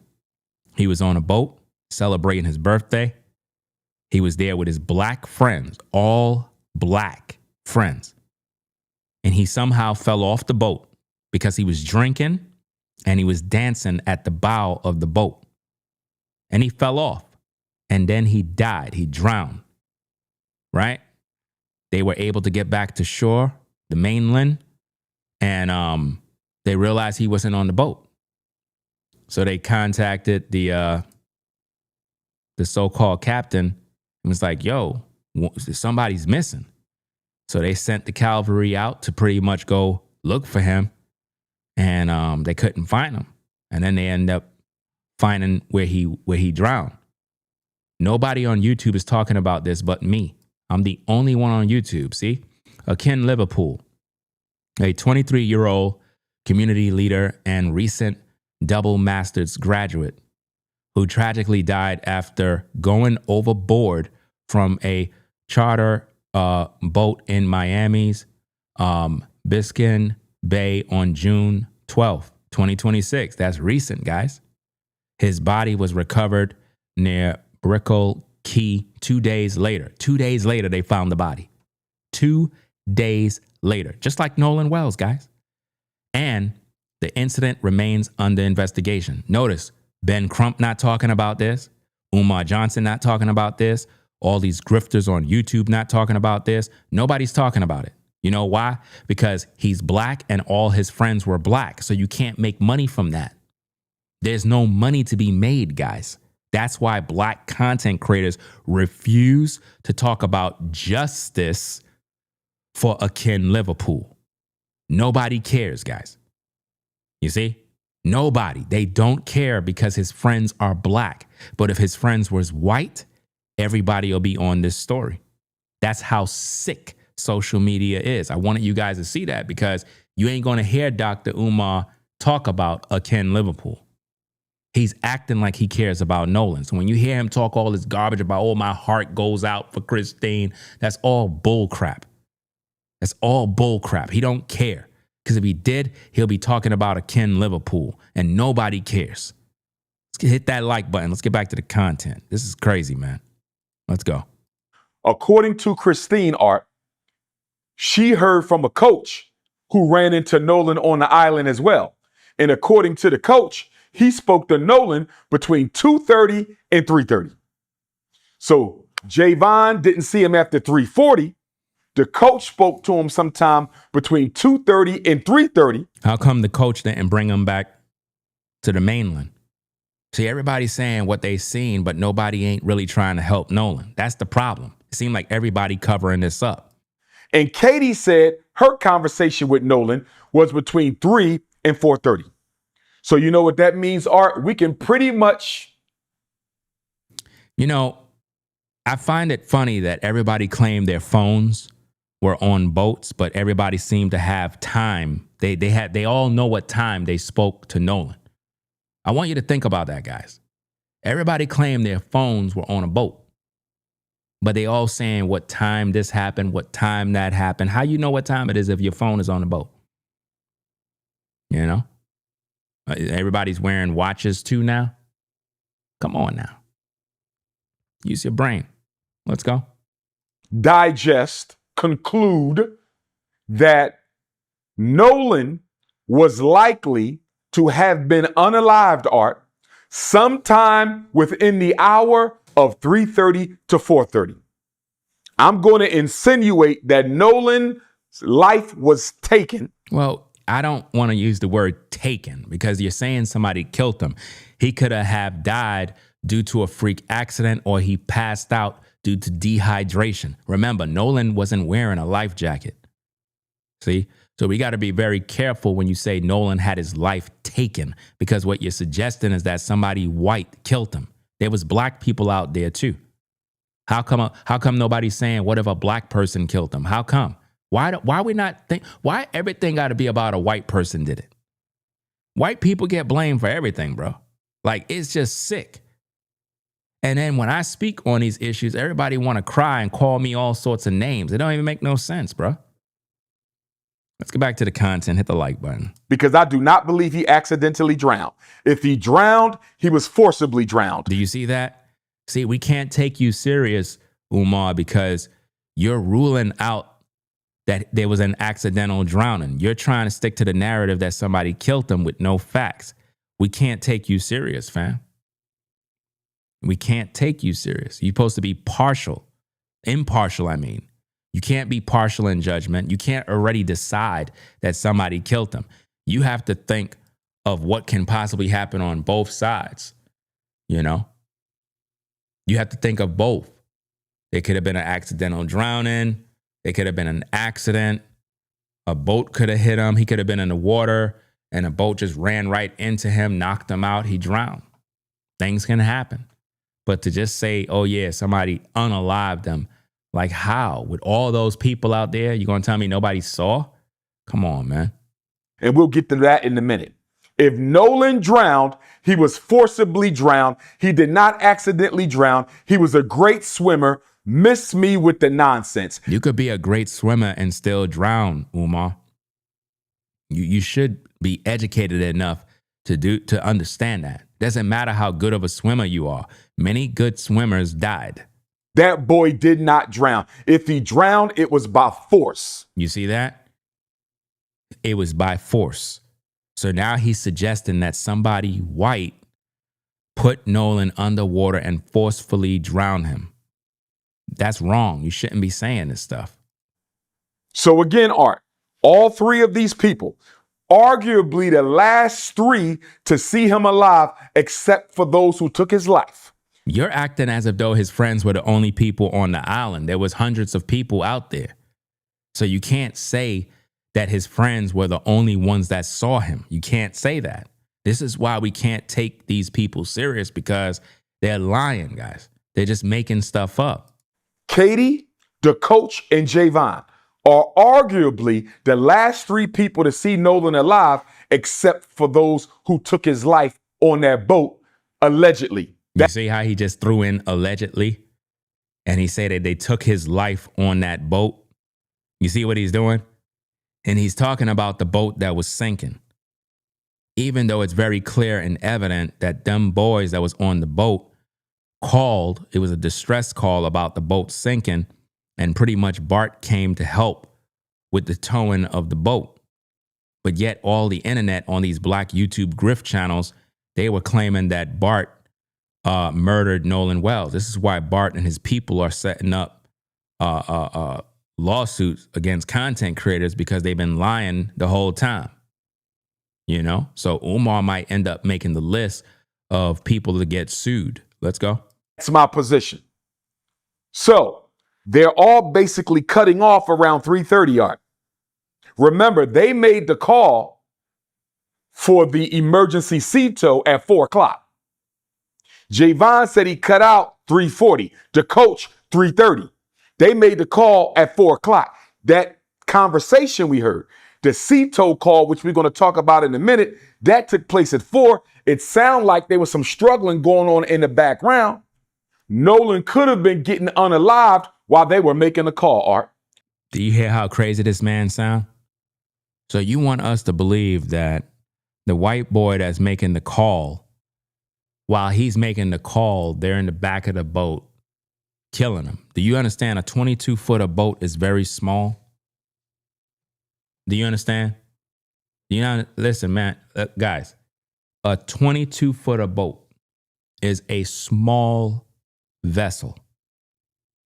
Don't think when we say 22 feet that it's like 22 feet of space for you to move around. No.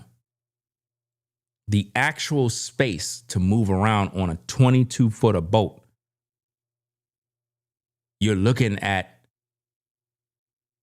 probably like 10, possibly 8 feet of room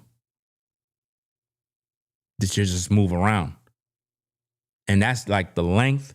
And then the width, you probably have a smaller, like about what? 6 feet, 7 feet, or smaller.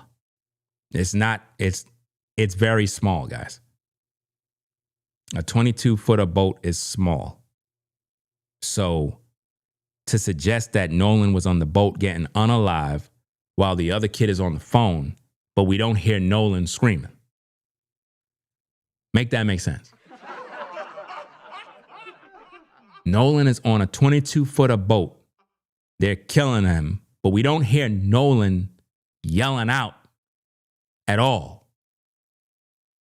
All we hear is a bunch of gibberish and muffled sounds in the background.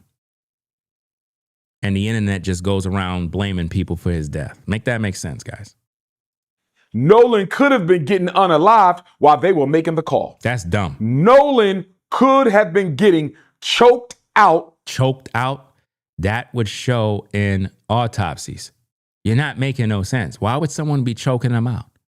While they was on the phone with Cito. Why would they be choking him while on the phone with Cito? Why? That don't make sense. That's dumb. That don't make sense. So again, Art. So they're choking him on the boat, but all the other boats are all around.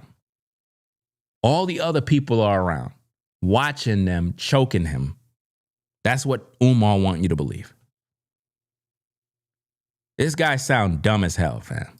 My position is Nolan lost his life somewhere within the hour of 3:30 to 4:30. Now, before we go any further, Art, I need Ben Crump investigation team and Sheriff Ledbetter's investigation team to have a conversation with Javon, because according to Javon's statements on TMZ, the police never spoke to him. And I have serious concerns with the manner in which this investigation has been carried out so far, Art. Umar, you're not law enforcement and you're not an investigator. The reason why law enforcement is not doing anything is because there's no reason to. You see? See, on YouTube, we got a bunch of investigators now. Everybody that's a content creator has become investigators. And it makes no sense. You know, y'all investigating stuff with no proof, no probable cause. Y'all talking about stuff that makes no sense. You know, let's go. I have very serious concerns with the manner in which this investigation has been carried out so far. So anyway, Javon said police never spoke with him. Why? We need a conversation with Javon, not because I think he's a suspect. I believe Javon is innocent. But we need to find out what he knows. That's number one. Why you believe Javon is innocent? You don't know him. You're being partial in judgment. You believe Javon is innocent, but you don't believe that Warren is innocent. You can't pick and choose, Umar, who's innocent when you don't know none of these kids. You know what I mean? The best thing to do is just focus on information that could lead to something that makes sense. But I don't trust nobody. I don't trust none of these kids because, again, we need more information. Everybody could be lying to cover their tail. Remember, nobody want to be implicated in the murder or the unaliving or whatever happened to Nolan. Nobody don't want to be found liable for his untimely death. Nobody want to get caught up in there. So there's going to be a lot of stories and a lot of mix up, and people are making mistakes right now. But you can't just jump to judgment and say, oh yeah, his friends did it. That you can't do that. We also need a conversation, Art, with the coach. Who is this coach that Sister Christine said contacted her and told her he had a conversation with Nolan on the island between 2:30 and 3:30? We need to find out what he knows. And according to Katie's sister, she is already cooperating with the authorities. Guys, if you think about this, nobody came forward for the reward that Al Sharpton, Tyler Perry, and some other person put out, which I believe total up to $125,000. If you notice, nobody came forward with any information for that money. That should tell you guys that nobody don't really know what happened. Somebody would have came forward for that money already, guys. But here's why those three got to be spoken to, Art. Not only so we find out what they know, Art, but did they see each other during their conversation with Nolan?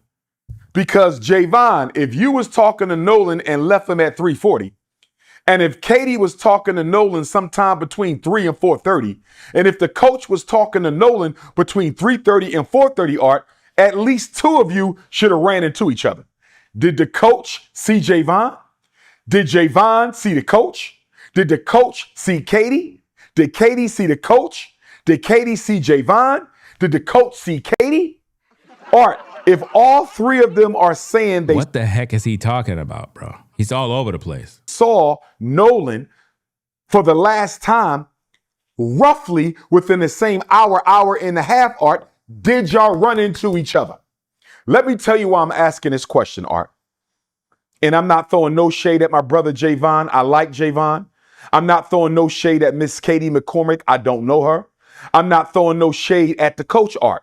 But the reason I need to know why all y'all put your time within the same frame and you may have not possibly seen one another, Art, are you guys keeping yourself out of the window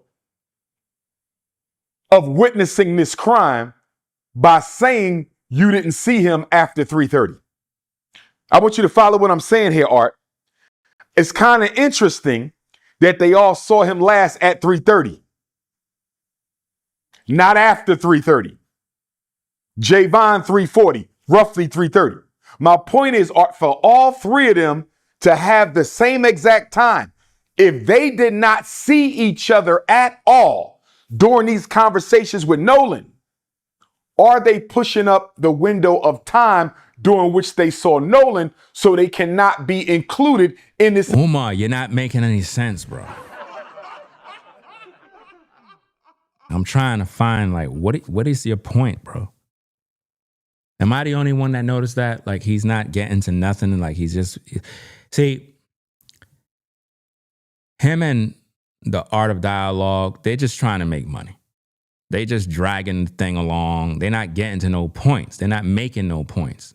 Like, all my content about the Nolan Wells case is the best content on YouTube right now, because I don't have to lie for the clicks and the views. I don't have to do all of that. I just speak the truth.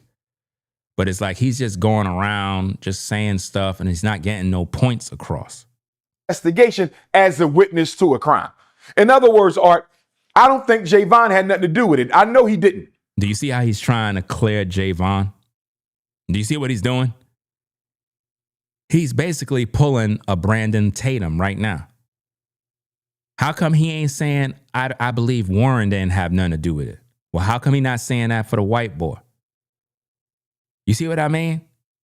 But is he saying he saw Nolan a little earlier than he saw him so he can't be pulled into the investigation? I don't think Katie had nothing to do with the crime, but is Katie putting her conversation with Nolan a little earlier than it actually took place to make sure she can't be dragged into the investigation as a witness to a crime?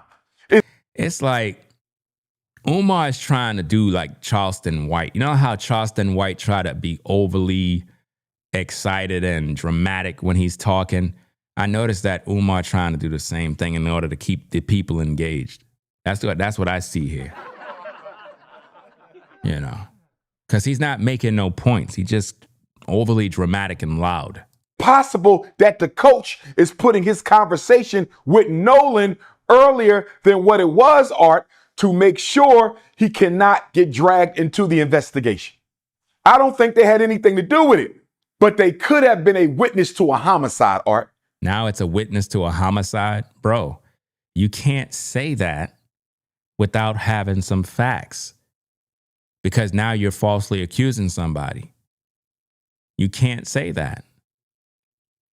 You know? Where are your facts? They could have been witness to a homicide. Why just they? There was hundreds of people, thousands of people at that island. How come nobody's talking about anybody else? All the focus is on Nolan's friends and this Katie girl. But there were hundreds of people, guys, at that island. How come nobody's talking about nobody? How come out of everybody that was at Horn Island, you don't see nobody on social media posting any video footage of, hey, my family and I was on Horn Island on the 4th of July. We were having fun. There could be images on TikTok. There could be videos on Facebook. There could be a lot of proof. And you might end up seeing Nolan in these videos if people actually took the time to look, you know. But this ain't making no sense, guys. Let's go back to the content. Hit that like button. If they did not see each other, if none of those three people, the coach, Javon, and Katie, if they did not see each other at all talking to Nolan, if none of them saw each other talking to Nolan, at least two of them are lying about the time they last saw Nolan. Are you following me, Art? All I'm saying is I have my suspicions as to whether or not this convenient 3:30 cutoff window, I have my suspicions that this convenient 3:30 cutoff window may have not actually been the time they saw Nolan. They may have saw Nolan closer to the time he lost his life. Now stay with me, Art. I want to back up for a minute. And I want to say this to Brother Elmore, Nolan's stepfather. And I want Nolan, stepfather. Do you see that? Now we have Umar saying stepfather now. And everybody got this from me, fam. I was the first one on social media to tell everybody that Mr. Wonsley is Nolan's stepfather. And when I first put this info out there, everybody said that I'm a hater, I'm lying, I don't know what I'm talking about. That's Nolan's biological father. I'm like, look, are y'all dumb? Nolan don't even have his last name. That's a red flag. Any black man that have a son, his son gonna have his surname. It's just the way it is. You know, I already knew something was wrong. And then I find out that Wells, that last name, that something went on, man.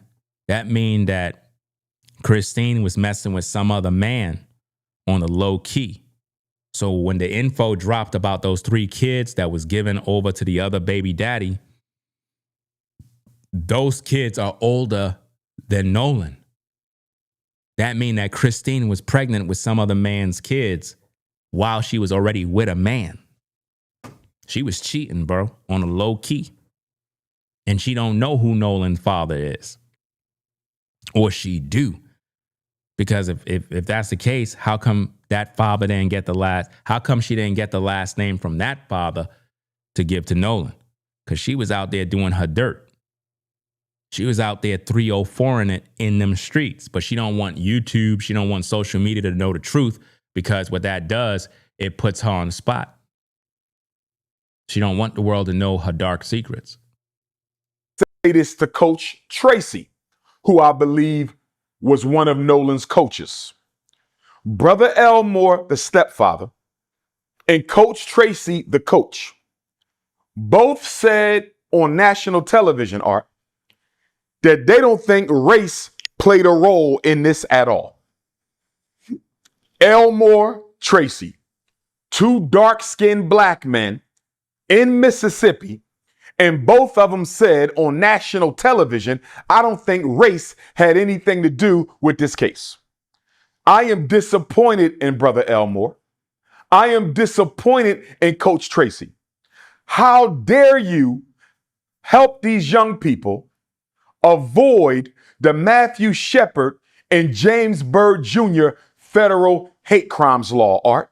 By you saying you don't think this had anything to do with race, Brother Elmore and Coach Tracy, you are helping these white folks avoid federal hate crimes charges. Do you see how much hatred he have for white people? Now he beefing with Mr. Wonsley. You see that? He ain't say that about Christine. You see? So now he's saying that Mr. Wonsley should have never said what he said. Tell you why this is important, Art. Let me tell you why this is important. Under the federal hate crimes law, Matthew Shepard, James Byrd, signed by Barack Obama, 2009. Under the Federal Hate Crimes Act, Art, you can go to jail for life. You can go to jail for life under the federal hate crimes law. So if you can go to jail for life. Hold on a second. Put a 1 in the chat if we're back. I knew this thing was going to reset. Put a 1 in the chat if we back, because my whole screen just reset it. I need to make sure that we still here. All right. Let me know if we still here, guys. Put a 1, put a 1. Make sure you set your internet up by clicking that little red dot so that you're up to speed. Because I'm saying put a 1 in the chat. I don't see the chat moving at all. Okay, let me get back. Under the Federal Hate Crimes Act, Art, why is Nolan's stepfather and coach telling white folks they don't think it had anything to do with race? I still love my brother Elmore. I still love my brother Coach Tracy. But would y'all please watch what comes out of your mouth during this investigation? Because you are undermining justice for Nolan. What justice? You have to, first of all, have suspects that killed him. You don't have that. You just can't keep falsely accusing people, man. You're listening, Brother Elmore. And I hope you're listening, Coach Tracy. You are undermining justice for Nolan by saying you don't think race had anything to do with it. How in the hell do you know? How do you know if race had anything to do with it? Why is it that you're making it a race issue? Because his friends was white? Ken Liverpool is dead and all his friends were black. Would you say it had something to do with race? See, this is the problem with black folk, fam. Y'all keep making everything about race. You keep on using the race card. You keep on talking about white people. I just can't stand it, bro. It's just sickening. How well do you know these young people? It was 30 of them, Art.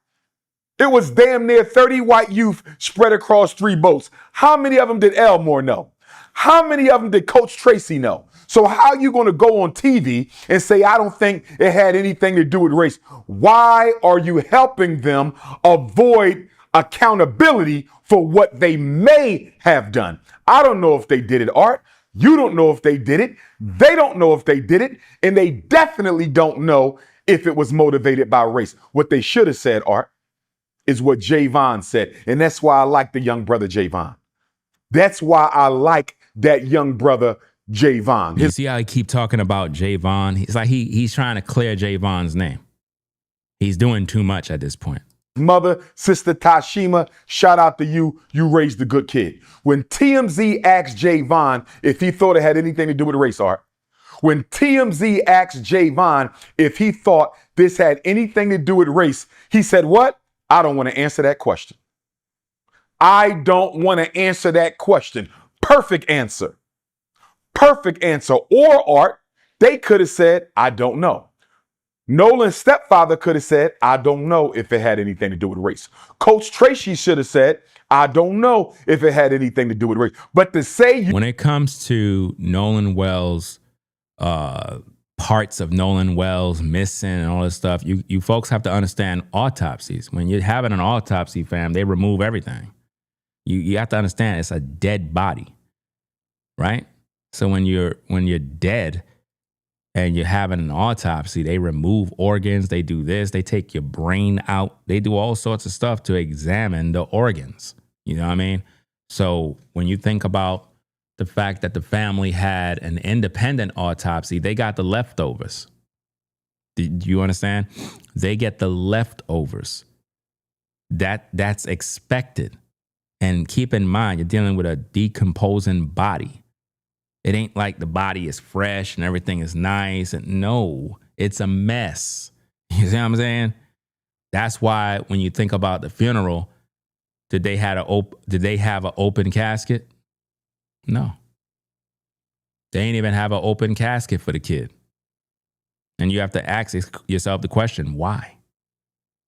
You don't think it had to do with race when he was the only black boy across 3 ships? He wasn't black, and he wasn't the only melanated young man out there. You had people out there that were so-called black, right? Remember, Nolan is a Filipino. Are you out of your mind? Why would you say that and help them avoid the Federal Hate Crimes Act? Javon gave a better answer than those 2 black men. Javon, a child, gave a better answer than those 2 black men, Art, when he said, I don't want to answer the question. And shout out to Javon, Art. He's intelligent. You know why? Because by saying, I don't want to answer the question, he answered the question. Of course, race has something to do with it. This is the United States of America. Race has something to do with everything. And that's what the art of dialogue is doing through Umar Johnson. They're pushing a race issue. That's what these guys do. They're pushing race. That's all they do. That's how they sell wolf tickets. That's how they're able to keep the clicks, the views. I mean, if you think about the source video that we're reviewing, it got about 200,000 to 300,000 views. That alone is a check. That alone equals more than probably 6,000 to 7,000 in revenue. Like literally, guys, that one video will earn around $5,000 to probably $10,000 off of one video.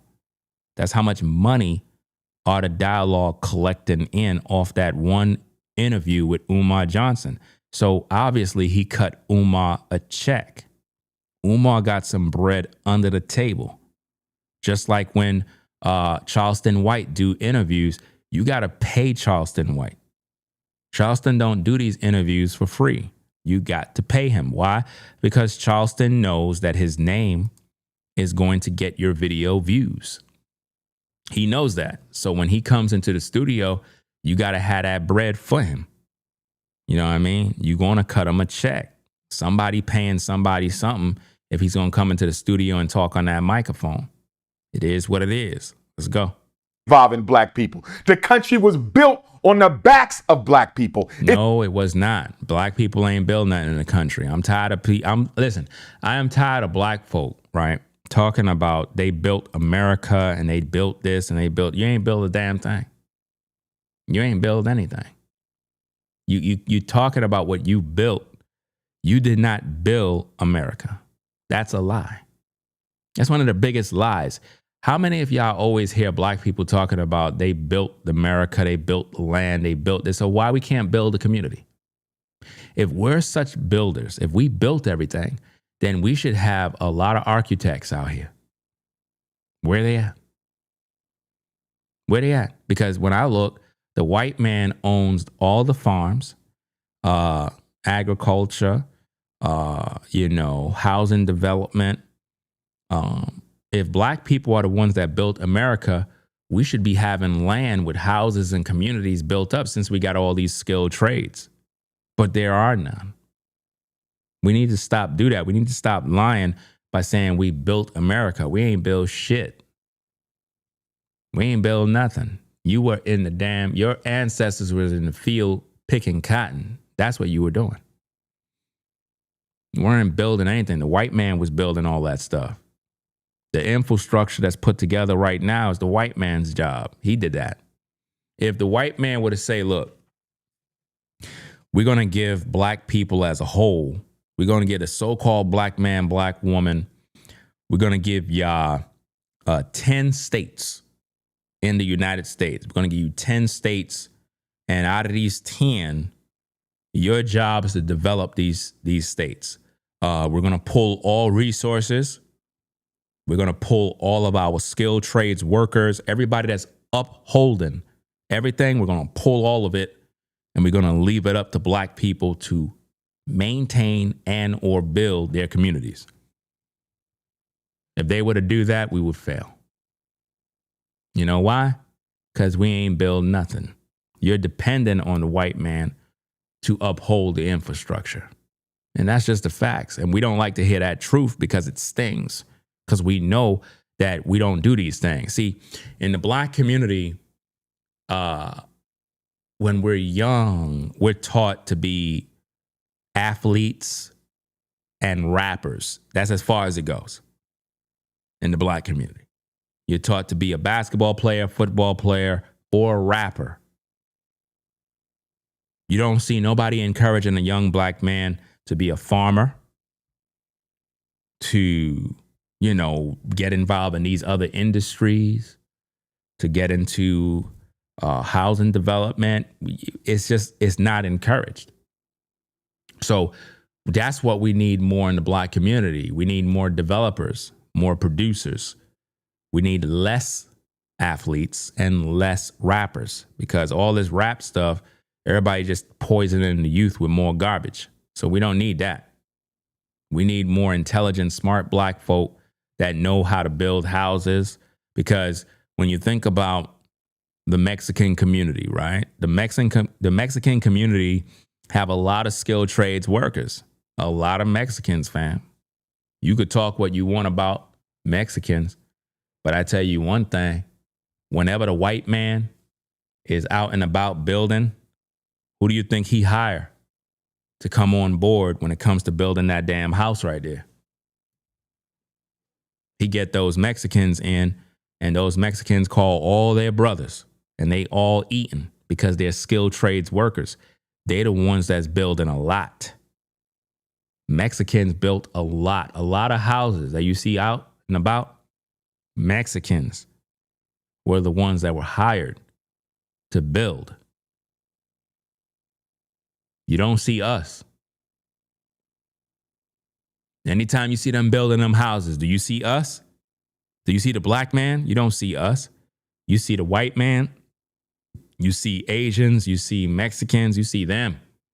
They're the ones out there building. So quit gaslighting and talking about what you built in America. It's maintained on black people. We are disproportionately represented in the criminal justice system, overrepresented in the unemployment line, under the poverty line. Of course, everything in this country has. That's the problem. Blacks aren't into that. That's the problem right there. We're into rapping and playing basketball. We're not into the skilled trades. We're not into being electricians, plumbers, and this and that. And there's black folk that are electricians and plumbers and stuff, but you understand what I mean. It's like we're not dominating in these fields. When you think about basketball, football, black people are dominating in those sports, but we're not dominating in agriculture. We're not dominating in none of these other industries. We're not, you know? We're not developing vehicles. Think about this, guys. In the automotive industry, where they're putting together vehicles, what are we doing? Are we developing vehicles? Are we doing that? Do we have access to this technology? No, we're not developers, fam. Men of the other nations are developers, bro. Their families are going to always be rich because they're producers.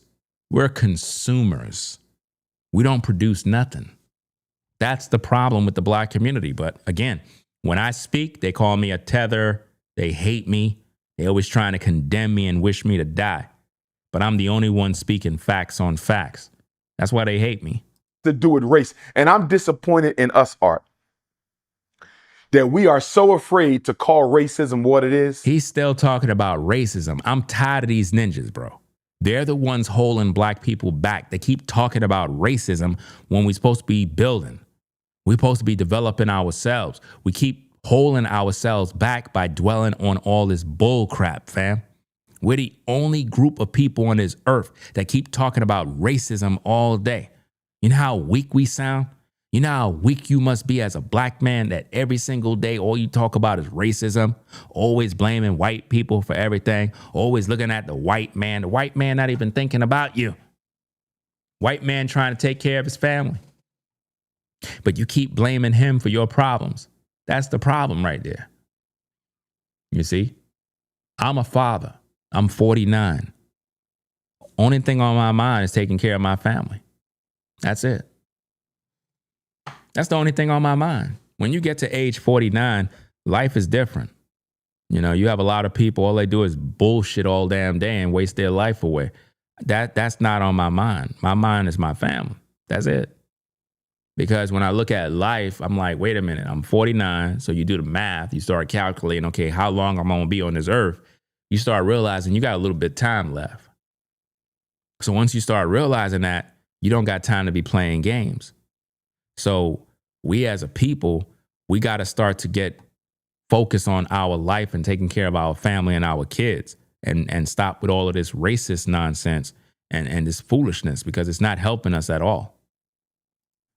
That we literally got people asking us, when a white person takes the life of a black person, do you think it had anything to do with race? Do you see? He's just focused on a white person taking a black person's life. Umar don't ever talk about black people that kill black people. We don't like to have that conversation because we love to blame white people for everything. You know, if someone is hanging from a tree, we blame it on white people. As if though black folk don't take their own life. You know, listen, anytime somebody is found to be hanging from a tree and it makes the news, here comes the Black Brigade saying white people did it. The racists, the Klans members, the sundown towns, they find a way to blame white people all the time. When a police officer takes the life or shoots a black person, do you think it had anything to do? What kind of idiotic gaslighting question is this, Art? All white people are racist. All white people are racist. What? What? Wait a minute. Whoa. That went left real fast. Did this guy just say all white people are racist, bro? Look, I know that, and my apologies, I am a little tired, guys. I'm literally going to shut the stream down in a few. I'm going to have to do a part 2 and possibly a part 3 of this particular live. I'm looking at this video. We already done covered about 30 minutes in this live. And guess what? There's 54 minutes left. I didn't know this damn video was this lengthy, fam. I didn't even know. I can't believe what this guy just said. Did he just say that, guys? Did he just say all white people are racist? I hope that's not what he said. Did he say that? I don't know. Dang, let me rewind it back. I don't know. Maybe I was hearing wrong. Maybe I'm going to give him the benefit of the doubt on that one. Under the poverty line. Of course, everything in this country has to do with race. And I'm disappointed in us, Art, that we are so afraid to call racism what it is, that we literally got people asking us, when a white person takes the life of a black person, do you think it had anything to do with race? When a police officer takes the life or shoots a black person, do you think it had anything to do? What kind of idiotic gaslighting question is this, Art? All white people are racist. What? All white people are racist. So we can stop asking if it had... What? Umar Johnson said all white people are racist. Isn't that racist just to say that? That's crazy. Imagine a white man coming online and saying all black people are this and that. He'll get canceled. He'll get in trouble, lose his job, all of that stuff. This damn demon said all white people are racist. That is just wrong, bro. That is just wrong. Look, white people are different from black folk. Everybody is different. Everybody live a different life.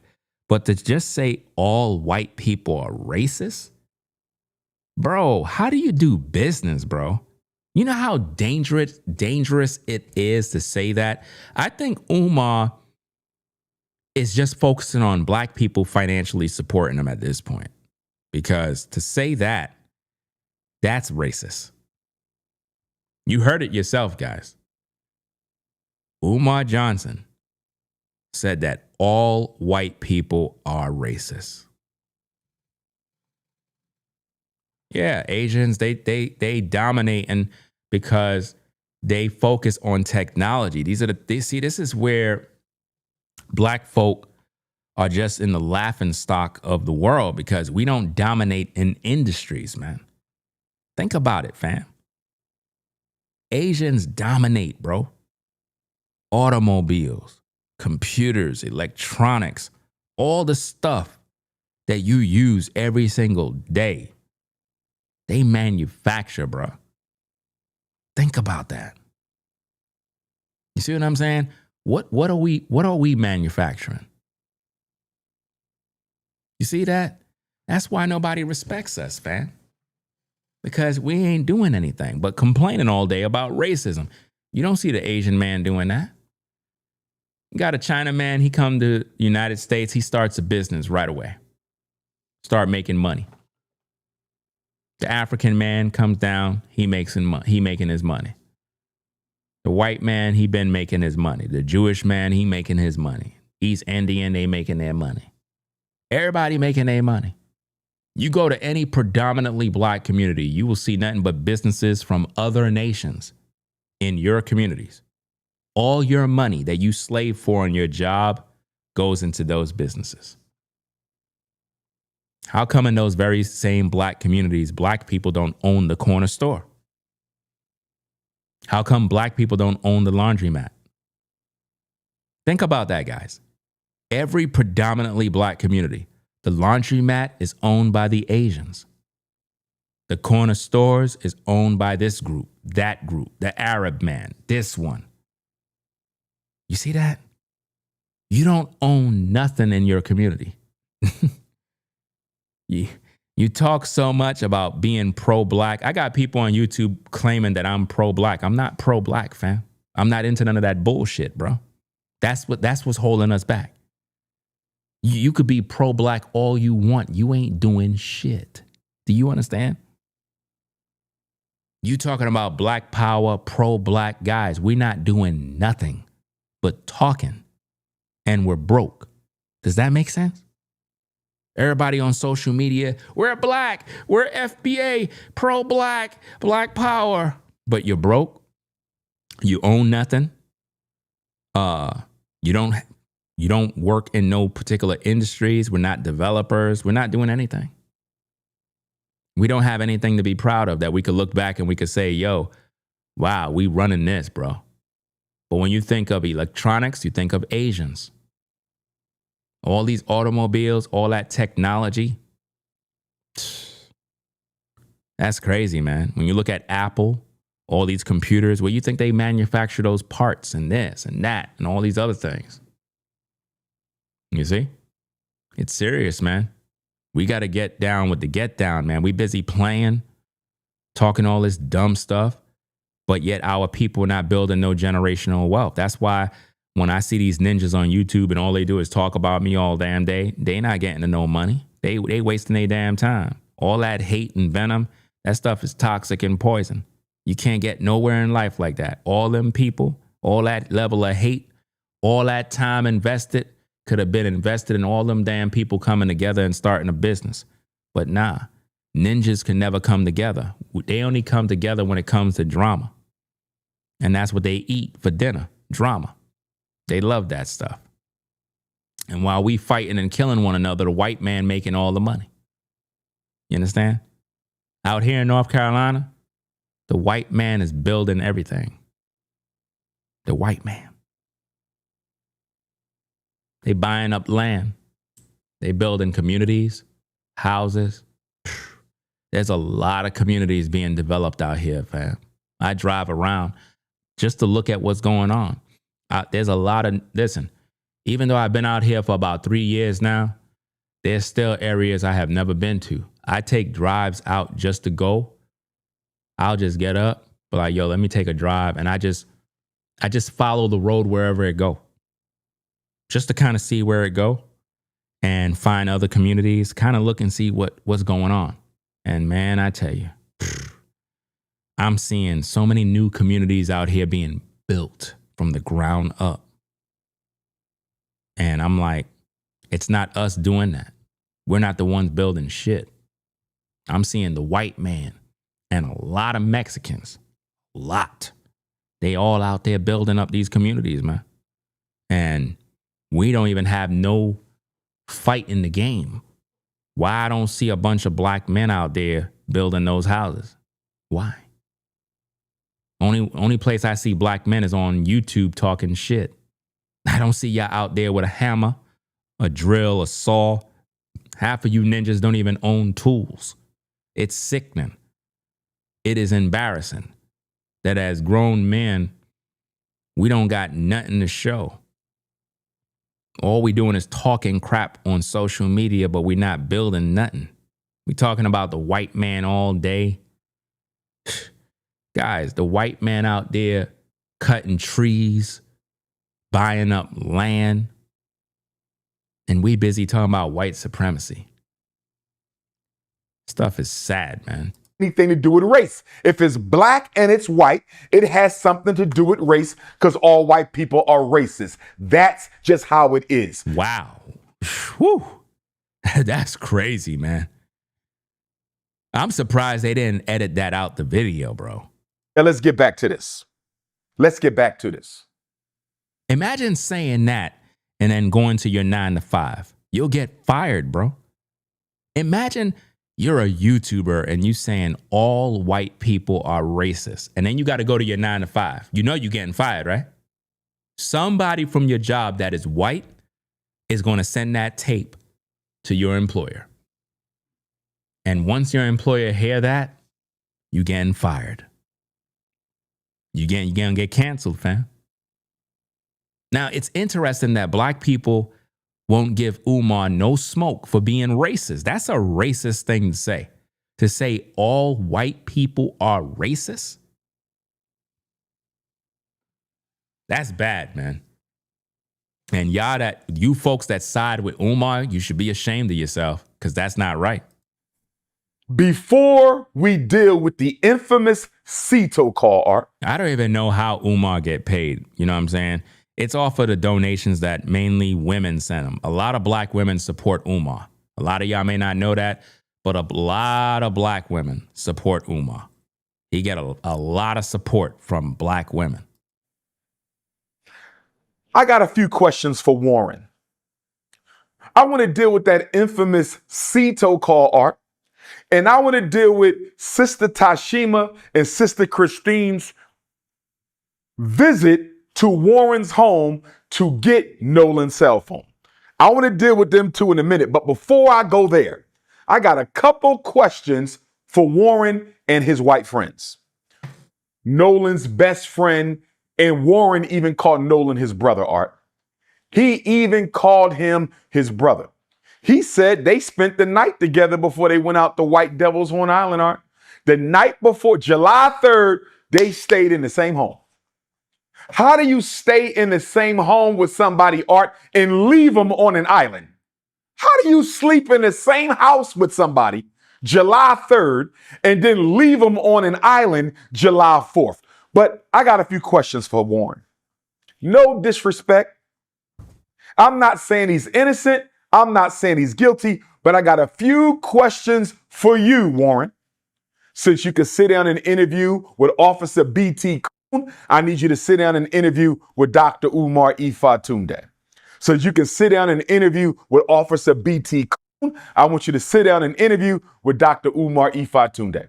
They're not going to interview with you because they already know what you're up to. Again, you're insulting people. You're doing all this stuff. They're not going to interview. The reason why they interview with Tatum is because Tatum was taking their side. You understand? He took their side. He took a side in the fight already. That's why they felt comfortable talking to him. First question to Warren. You said that Nolan is a best friend of yours, that he's like a brother. I have a question. If Nolan is your brother and best friend, why did you leave him on that island, especially when you all were drinking? Right. I agree. You know, again, I don't rock with Umar, but right here, that's a good question. I asked that very same question, but nobody give me my flowers with the work that I do. I mean, Umar literally is copying off me too. You already know that. All these guys, they watch my content, fam. Like, I'm an OG in the YouTube space. Everybody know who I am, but people act like they don't because they're jealous and always been. But I've asked this question of if he's supposed to be his best friend, why he left him on the island drunk. Also, if you can recall, Warren said that his buddy told Nolan, get on the effing boat. I asked the question, why did Warren didn't tell him? Why Warren himself didn't say, hey, bud, yo, get on the boat, bro. How come Warren never told Nolan to get on the boat? He never said he told his best friend get on the boat. And people were attacking me saying, well, Warren don't own the boat. So how could Warren tell him to get on the boat? And y'all remember that video stream and I flipped on that person that said that? Come on now. I knew something was wrong. Why he left his friend behind if you know he drunk? These are my words. Umar's copying me. So when y'all hear Umar saying this stuff, don't look at it at because he's Umar Johnson, it means something. Ringo TV been said these things, guys. I've been said that. These fucking YouTubers copy me all the time. Let's go. Because somebody put a report out there, Art. that Nolan had been drinking heavily and was intoxicated. Of course, that allegation was dismissed because the coach who contacted Sister Christine, that coach cannot give you anything to debunk what people suspect of Nolan being drunk. You know why? Because according to Warren, they told Nolan to get in the boat multiple times and he didn't listen. That clearly is a sign of somebody intoxicated and they're not paying attention. If I got to keep telling you, get on the boat, bro, get on the boat. Yo, Nolan, get on the effing boat, bro. Why would you have to tell Nolan get on the effing boat? That's because you done told him to get on the boat multiple times and he's not listening. So at this point, you're getting frustrated. At this point, it's like, I'm not talking to you nice no more. Cause it's like you high, you're drunk. Yo, Nolan, get on the effing boat. Why? Cause we trying to leave. You sitting here drunk, like you don't listen. That is what's going on. They trying to clean up the fact that Nolan was drunk because again, that'll mess up the grift. But when that toxicology come in, that autopsy, y'all gonna see. confirmed that he spoke to Nolan between 2:30 and 3:30, and Nolan was not intoxicated. Well, if he spoke to Nolan and Nolan was not intoxicated, why the coach didn't bring Nolan back on a boat so he could go home? See, all of that is a lie. Everybody's lying. So they lied to protect their friends, because white people are always on code, Art. Wow. He said white people are always on code. That's a lie. There's a lot of white people out here in the South that don't agree with one another. A lot. You have whites that were born and raised in North Carolina. That's a different type of white person. Then you got whites that moved to North Carolina from other states. That's a different type of white person. They're not going to agree with the white folk that is in North Carolina that have been born, raised, and bred out here. Totally different. I've seen white folk pull guns on one another out here. I've seen white folk fight one another. I've seen black and white folk arguing and cussing. I've seen it all. I've seen white people shoplift. That's right. That's right. I seen white people shopping at Food Line, and the cops came in and locked them up. I never seen that before, but yes, white people are shoplifting. And here's another fun fact. In North Carolina, there's a lot of white homeless people. Something that, I wasn't accustomed to seeing when I was in New York. You know what I mean? In New York, you see a lot of black folk that are homeless. In North Carolina, there's a lot of white people that are homeless, gang. A lot. When I tell you a lot, it's an issue. I didn't think it was like that, but it's an issue. It's a lot. But let's get back to the content. Not a single white person on that island dropped a dime yet. Not one of them. So anyway, Art, they tried to blame it on him being drunk. So he was just a drunk. Let me explain something, guys, about this whole thing, this whole setup that's here. If you think about it, you see like how where Umar is sitting, right? The interviewer is not sitting nowhere near Umar. Umar is in front of a camera. If you look at, let me see if I could do this, right? If you look at the reflection, you see that? There is a teleprompter. They look like a teleprompter or a light, probably a softbox that is right in front of him. So that means it is a camera that's right there. And basically, Art is telling him to just do his thing because we're going to edit the video together anyway. You know what I mean? Now, Art might be in the room. It is what it is. But he's just letting Umar rock out. It's not like he's sitting in the chair, because you don't ever see the other dude. When Art does his videos with anybody, you don't see him on the camera. So he normally have these guys right in front of the camera, either looking at a teleprompter, cue cards, and various other things. And it gives the illusion of, this is like a serious interview and all this other stuff. I know what I'm talking about, guys. I'm into this type of stuff. This is what I do. So I'm not fooled when I look at these interview tapes with these guys, you know? Let's get back to the content. Hit the like button, subscribe to the channel if you're new. Black kid who walked into the water and drowned. That's the narrative they wanted us to swallow.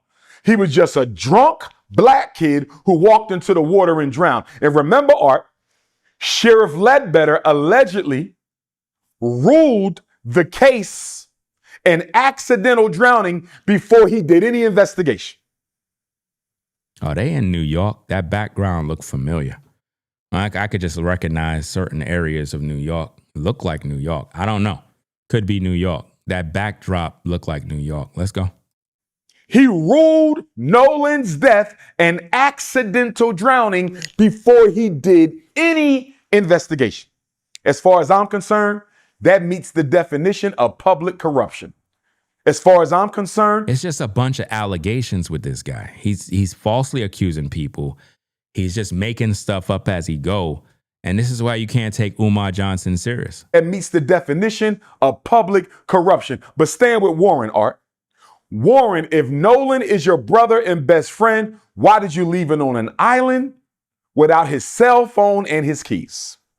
Why did you take his cell phone and keys back to the mainland? First of all, he didn't have his keys, so you're lying.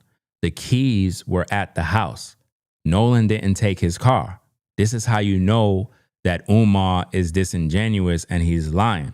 Because if he would have listened to the interviews with Tatum and them boys, it was very clear and evident that the keys always been at the house. There's no need for it because Nolan and the guys jumped in one vehicle to head on down to the dock to get into the boat. There's no need to have cars with us, right? The car was at the house. The keys were at the house. The keys were not on no boat. You understand? So you need to get your facts straight before you go online talking and you're just making a fool of yourself. You left him there and took his cell phone and keys back. Can you please explain that to me?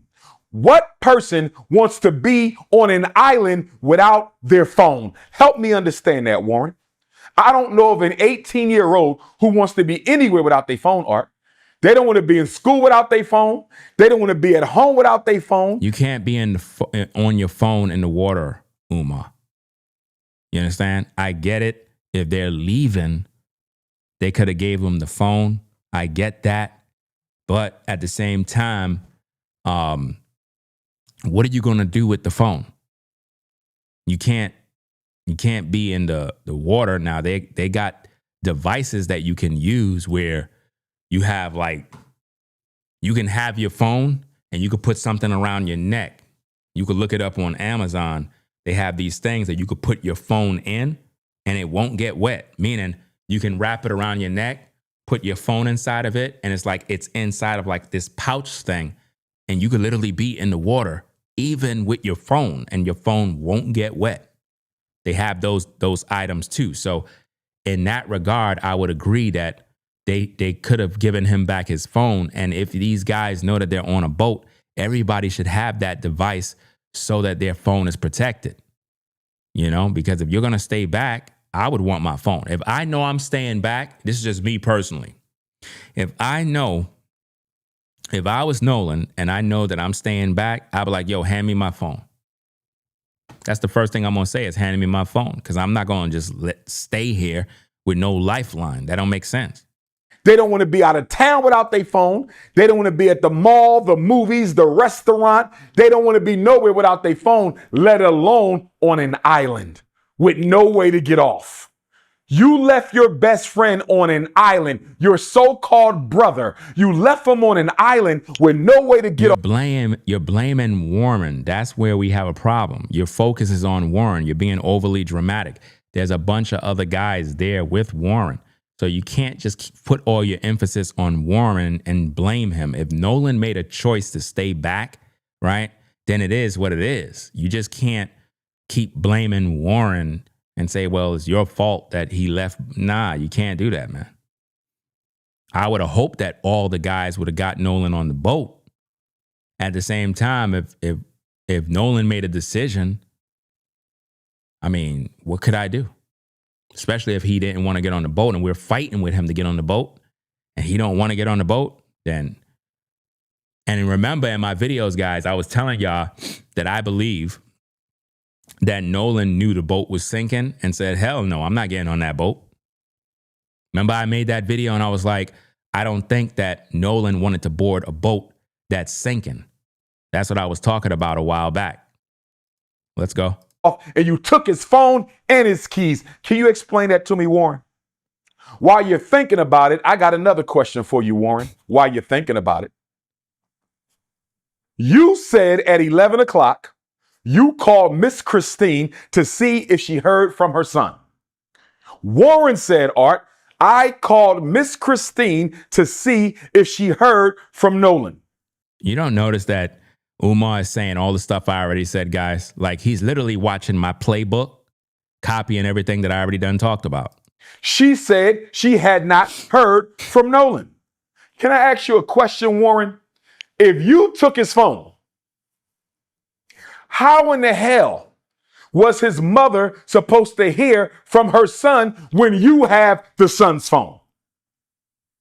Did you? Everything that Umar is saying right now, it really sounds like this man is watching my videos, guys.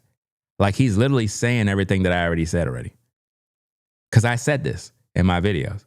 Like you're asking Nolan's mom.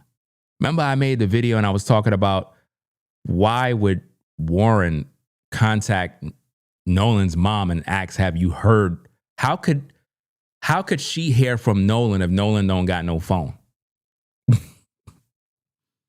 And I was telling you guys that it makes no sense. Why did Warren say that? Why did Warren contact Nolan's mother and ask the mother, have you heard from Nolan if Nolan don't got no phone? And I told y'all that was a red flag, fragrant foul. And I said, that's very suspicious. Because if you know the dude don't have his phone, why would you be contacting his mom? Makes no sense because it's like he don't got his phone. So how could he contact her? You tell Miss Christine that you had her son's phone when you called her? I bet you didn't. I bet you didn't. Think about that, Art. He called the mother and asked her if she heard from her son. But he knows she didn't hear from her son, Art, because he has her son's phone. All of that stuff I said, this man watches me, gang. I'm going to pretty much stop the stream here. Let me take a screenshot of where we're going to leave off because I got to continue this. I am tired and I just don't feel like sitting here for another. I literally have 49 more minutes to go. So, you combine 49 minutes of content plus me stopping the video, sharing my commentary at the same time. That's another 3-4 hours. I don't got that kind of time right now. I like to get some rest right now so I could be back up early in the morning. You know what I mean? So we're going to do a part 2 to this particular video here. Hopefully the part 2 would be like the final because I'm not trying to make this go into part 3. Yeah, that's what I'll do. I'll probably do that in the morning time. That way I can bust all of that out and then do my regular content and then go live later on. All right. But we're going to continue this, guys. We're going to definitely continue this discussion because Umar watches me, man. And that's the sick part about YouTube is that a lot of these people, they watch me, but they don't acknowledge me. They don't ever say, yo, man, I rock with your content. I've been following you for years. I'm a big fan. That's why I always say, fuck all these damn people on YouTube, bro. Straight up and down because they hate me with a passion, but they love my content. They love my style. They always copying everything that I do. And then when they're ready, they badmouthing me. These are the same people that at one point either rock with me and had all these wonderful words to say about me. And now it's like, oh, it's all negativity now. Just a bunch of stuff. I'm the monster. I'm this horrible person. Like, man, fuck you, bro. Talking all this garbage, bro. Like real spit. So anyway, gang, we're going to do what we got to do. If you like the content, hit that like button. If you like the realness, make sure you subscribe to the channel. This is the #1 channel on YouTube. We don't sugarcoat. We don't do none of that goofy stuff. We talk straight. You know what I mean? Real talk. So, hey, gonna get up on out of here, man. Rate, comment, and subscribe to the channel. Ringo TV Reactions. Yeah. Ringo TV Reactions. The #1 reactionary channel on YouTube, hands down, from 2006 till now. Make sure you subscribe to the channel, click the like button, hit that notification bell to be contacted, and we'll catch you on the next episode.